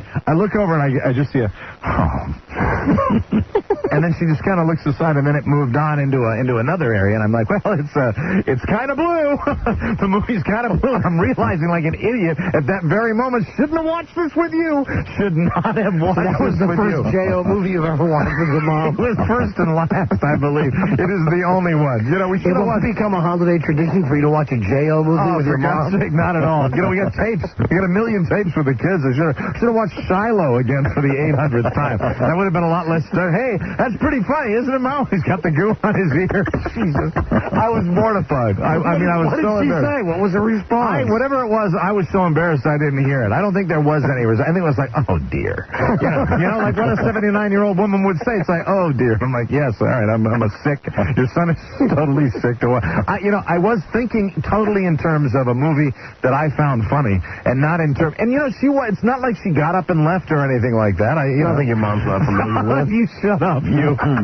That is so bad. But yeah, she seemed to like the other parts of the movie as well. The movie is, my mom, I guess, thank God, her sense of comedy and mine a little different. She didn't protest. She didn't leave. Good. She didn't ask for an earlier flight. She's saying she liked it. I don't know. I don't know about that. Makes me oogie, too. I know it does. You know what that is? Ladies and gentlemen, it's the classic can't-win situation. Hold on, we got a break. We'll be back with more. This is the Don and Mike Show. Welcome back, everybody, and again, happy Thanksgiving from all of us here at the NFL today. Now, the IBM Power Poll, just picked by my guys here as always. Craig, Randy, Terry, Eric, Mann, Bob Matina, our radio buddies, Don and Mike, everybody in on this one. You can call Don and Mike anytime, toll free at 1-877-365-3636. That's 1-877-365-3636. They're ready to believe you. Don and Mike, there'll be no mollycoddling. So what? We both have vaginas. So what? Personally responsible for all of CBS's success, Don and Mike. Before we get to your throbbing telephone calls, let me tell you one other funny thing from the weekend. Yes. Do you know that when Rudy came on this show, Rudy Marsky from USA Today, came on our show on Wednesday, day before Thanksgiving. You know, at the end, we always say to him, give us a little nugget, something we wouldn't have known if we weren't talking to you. That's right. He threw out the thing where he said, hey, Bill Cowher is going to quit as coach of the Steelers. Be the guy on Monday Night Football. Monday Night Football. Mm-hmm. You know that story was picked up by the national press? Was it really? And do you know, at his press conference, I guess it was maybe after the game or on the weekend, somebody asked Bill Cowher at a press conference about Monday Night Football, about the report that he was leaving the Steelers. And I wish I had a tape of this. It was on ESPN News, and Bill Cowher got all mad. You know, he puts his jaw. It's totally unsubstantiated. Where did that story come from? Why now, you tough football coach? And the guy out there says, Associated Press, Don and Mike show. Well, I never heard of that show. It's unsubstantiated, 100% not true. Oh, good. So it made its way. Made a little controversy. Way to go, Rudy. Cool. To the Associated Press, to the Pittsburgh Post-Gazette. Yeah. Which is how it got the Pittsburgh newspaper. That's good. Then somebody asked him about it. And we got our names mentioned. There you go. I like that. Hey. Thanks to Rudy. Again, causing a little controversy and a total denial on the part of Bill Cowher. Oh, the funniest coach tape I saw over the weekend, though, was, did you see Ditka after the Saints game? No, I missed it. What did he do? Okay, it's great. You know, they got killed by the Rams yesterday. Right. They lost by like 30 points. Mm-hmm. So he's sitting in a room surrounded by reporters. And he insists on wearing the tie with the sweater vest. Yeah, the big high collar. Yeah, like, it looks like his head's going to explode. The outfit that I think he wears to remind himself to keep his temper. It's like they go to the recital outfit, right? Yeah. So he's sitting there and he's just stewing. He's answering all these questions from these reporters, and some reporter says, "Given the lack of success of the Saints, you're 2-9. Do you think that maybe the game has passed you by? Oh, no. And maybe it's time for you to think about leaving the Saints?" And here was Ditka's answer. I'm going to paraphrase it, but I'm giving you pretty much what he said. Right. I got a question for you. Was I the right coach for this job when we were down 7 in the third quarter? When we had 3rd and 15 and we were down by 7 and we could have tied the game at 15-15? Am I doing the right things? Yes, I am. The slow burn. I want to tell you something. I don't throw interceptions. I don't miss field goals. I don't go out and miss tackles. Am I qualified to be the coach of this team? The guy who was out there when we were down by 7 was qualified, and that's all I want to say. He gets up and he walks away and he turns around and he goes, "Players play the game. And he turns and walks away. You know he's doing it. He's going for that big meltdown. And it seemed to me to be the cop-out of all cop-outs. Sure. That in essence, it's a coach saying, hey, I don't play the game. It's not me. I line them up right. Yeah. I know what to do. My players suck. Yeah, that's exactly what he's saying, and that's the, unfortunately, that's the anthem of many coaches right before the axe does its final fall, Yeah. I mean, you really get a lot of coaches when I know in baseball it works the same way, that you really slam the players right before you're about to, be kicked out of there. Anybody out there got a copy of that tape? Players play the game. And he said that as he got up and walked away. So basically saying his coaching strategy is flawless without any problems at all, and the player's execution the total reason for, Did I miss the field goal? Did I throw the interception? Did I miss the tackle? His face turning red. Is he chewing the gum? Yes. Yeah. The guy who was qualified to coach this team when we had a chance to tie it at 15 in the third quarter. That's the guy you're talking to right now. Ditka. Players play the game. Maxis Pro Formula 2000. Ditka. But his press conferences are nowhere near as good as Parcells. Oh, Parcells, another man with permanently surly attitude. Oh, and they lost yesterday, and it is a pleasure to watch Bill Parcells because first off, there are women reporters who ask him questions. And he insists on calling everybody fellas. Yeah. When he answers a question. And yesterday, some girl answered a question. She says, Coach Parcells, what about your theory of going for it on 4th and 15? And he says, all right, listen, fellas, I've answered this one already. It's almost like he's slamming the women in the press corps by saying fellas. You hear from her, we're not all fellas. I can see that. Okay, I meant that in a generic sense. Fellas. And then he goes, you know what? That's it. End of press conference. He just gets up and walks off. Fantastic. They get to be such pricks at their press conferences. Yeah, and we're getting to that point. We're getting to that point in the NFL season now where it's really crunch time. You're going to start seeing more meltdowns. You're going to start seeing. I'm waiting for perhaps Jim Mora to have the meltdown. No, and you know why he won't? They're 9-2, man. Yeah, they're 9-2. That's Look right. at them. They're kicking ass. Yeah, they are. They keep winning. You got to find a bad team. Ditka would be the number one choice of a coach that's going to explode. For the head to explode. And you got, the other guy that's wrapped a little tight, also having a great year, Vermeil. I mean, these are coaches that are doing real well. Did you see how fat that coach of the Eagles is yesterday? Yeah, he's big man. Big man, but a big man not in the tradition of big men. He's, and they talked about this during the game, that he has a mellowness about him. You know what I mean? He's not over there jiggling around. He kind of keeps it quiet. He is the poster for a heart attack. Oh, absolutely. Inside. He's keeping that all inside of him. Inside, you hear that gurgling, that's just going on. Oh, my God. Andy Reid, that's his name. Hello, Andy. More pie? Hey, Dustin. How you doing? Hey, well, hello, Don and Mike Show. Hello. Turn your radio down, please. Mike, I want to quote Ditka here. I set this bit up. That's right. I gave out the phone number. You told people to call. The phones rang. You pressed the button. Callers, call the show. Hello, Don and Mike Show. Yes, I was going to talk to you about something I saw on TV today. What? Actually, the kindergarten movie with Arnold Schwarzenegger, although the movie sucks, there's the kid scene in there when they're saying what their fathers do. And they said, my father's a gynecologist. He looks at vaginas all day long. Well, what is that nugget from, sir? I think it's Kindergarten from Arnold Schwarzenegger's in it. It was on this weekend. Oh, really? Although the movie sucks. Do we have our little friends that hop around? Where have they gone? I don't know where they are. No, here they are. Hold on a second. I mean, I've never... No, Rob, I got to use the new one, right? Well, if you want him to hear it, yeah. I mean, yeah, I want him to hear that.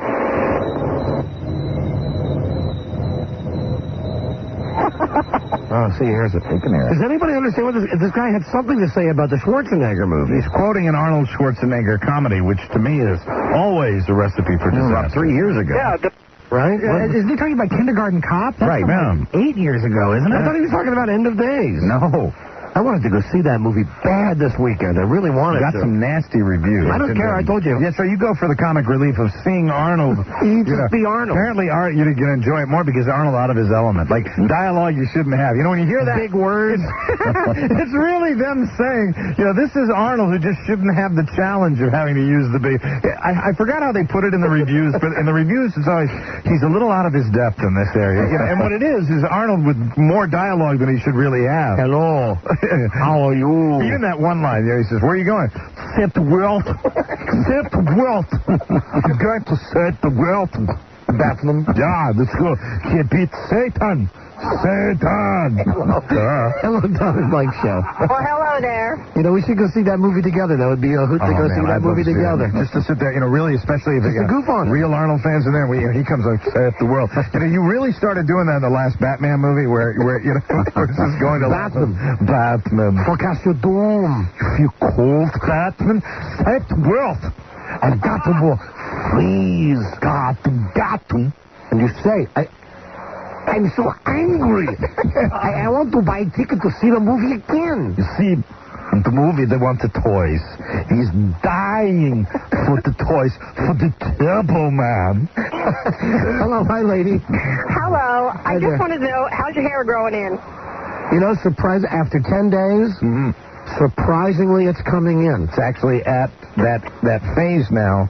I'm not going to say what I was just going to say. It looks like you've got the super ultra close cropped hairdo, and then I was going to say something else, like, go ahead. Like Homo Joe.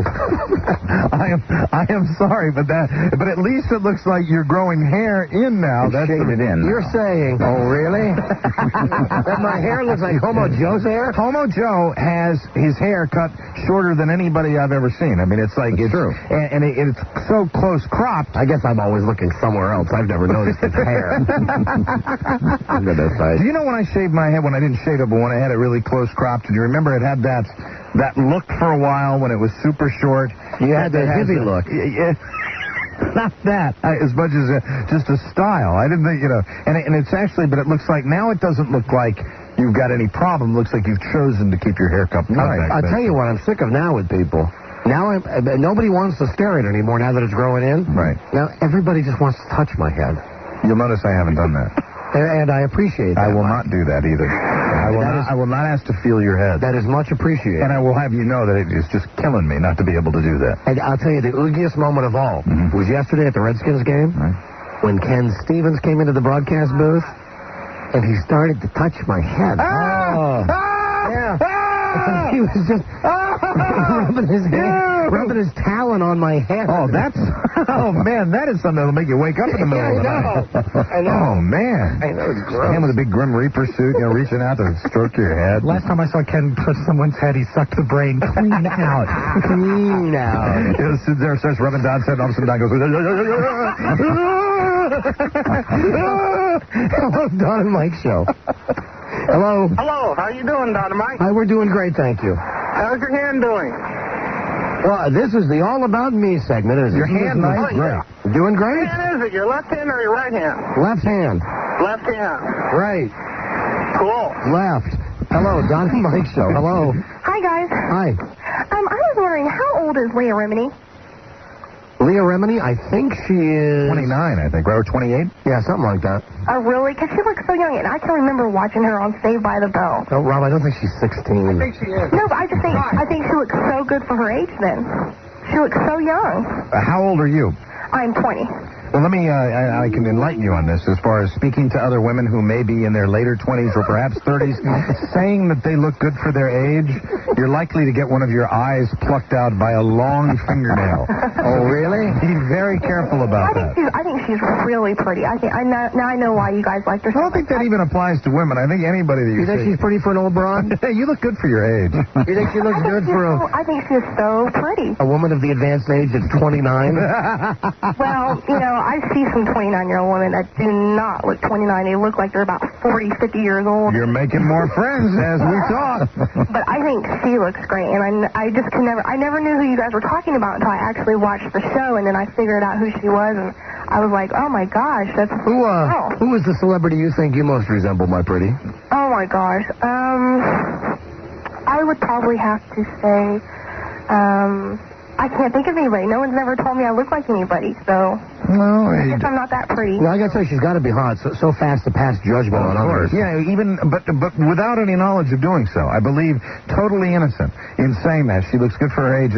You had no malice when you said that, right? You had no intention to hurt feelings when you said that. I think she's great. I love how she's so nice to you guys, and I just, love listening to her when she comes. And you realize that if you had said that, I'm just trying to make it clear, you realize that if Leah was sitting next to you and you said what you said... She would be mad, but I didn't mean it to. No, she wouldn't be mad. She would kill you. She would kill you just to watch you die. I bet you look like a hee-haw honey. Yeah, I really bet you do. Are you blonde? I love her, and I love you guys, and I really enjoy watching her show. And we love you, too. Are you blonde? No, I have dark black hair.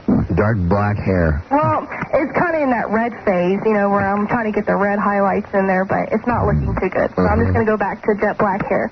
And what about the rest of you? What about the rest of me? Yeah, we're just trying to size you up here, Well, I don't want to give you a checkup from the neck up. I mean, check neck down.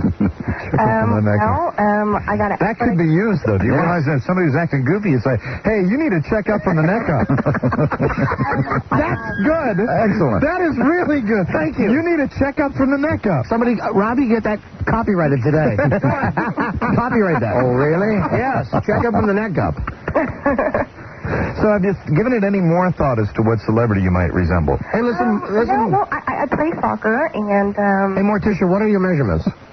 I wear a 34B. Okay. And, you play soccer? Yeah, so, You wear the knee socks? Huh? Excuse me, do you wear the knee socks? Yes, you have to cover your shin guard, so... Do you wear one of those Brandy Chastain sports bras when you're playing? Yes, you have to. You don't want your boobs hitting you in the face when you're... Oh, really? This is a I mean, I like the idea of talking to a woman, who's at 20 playing soccer.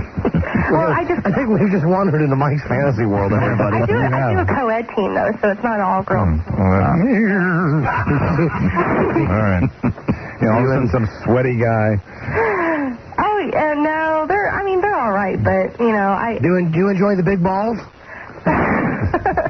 Well, I'm goalie, so they come at me pretty fast. Oh, you're the goalie, so they shoot their balls at you. You're constantly having balls in your face? All the time. Oh, that's incredible. All the men from Turkey? Yep. Wonderful. All the time. How many balls do you think you've had thrown at you in one? What's the most number of balls that have come at your face?